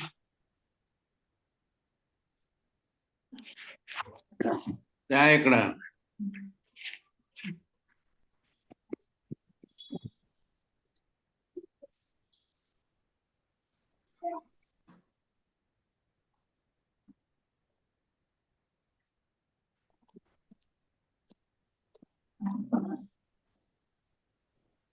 సిక్కితల్ల మాతాజీ అదే అదే యాక్సెప్ట్ చేసుకుంటారు. మాతాజీ లింక్ ఉంది మాతాజీ. ಲಿಂಕ್ ಹಾಕಿತ್ತಲ್ಲ ಮಾತಾಜಿ again చూపిస్తా ఉన్నారు మేము చేయాల ನೋಡಿ ಸಿಕ್ಕಿತಲ್ಲ ಲಿಂಕ್ ಪುನಃ. ಇಲ್ಲ ಮಾತಾಜಿ ಅಟೆಂಡೆನ್ಸ್ ಲಿಂಕ್ ಈಗಿದೆ ಮಾತಾಜಿ ಈಗ ಬಂತು ಮಾತಾಜಿ. ಓಕೆ ಓಕೆ ಧನ್ಯವಾದಗಳು ಮಾತಾಜಿ. ಧನ್ಯವಾದಗಳು ಮಾತಾಜಿ. ಹರೇ ಕೃಷ್ಣ ಮಾತಾಜಿ ಧನ್ಯವಾದಗಳು. ಧನ್ಯವಾದಗಳು ಪ್ರಭುಜಿ. ಹರೇ ಕೃಷ್ಣ ಧನ್ಯವಾದಗಳು. ಎಂಡ್ ಮಾಡೋಣ. ಹಾ ಮಾಡಿ ಮಾತಾಜಿ. ಒಂದ್ ನಿಮಿಷ ಮಾತಾಜಿ, ಒಂದ್ ನಿಮಿಷ. ಹರೇ ಕೃಷ್ಣ ಮಾತಾಜಿ. ಆಯ್ತು, ಧನ್ಯವಾದಗಳು ಮಾತಾಜಿ. ಹಾ ಧನ್ಯ ಮಾತಾಜಿ ಕ್ಲೋಸ್ ಮಾಡಿ.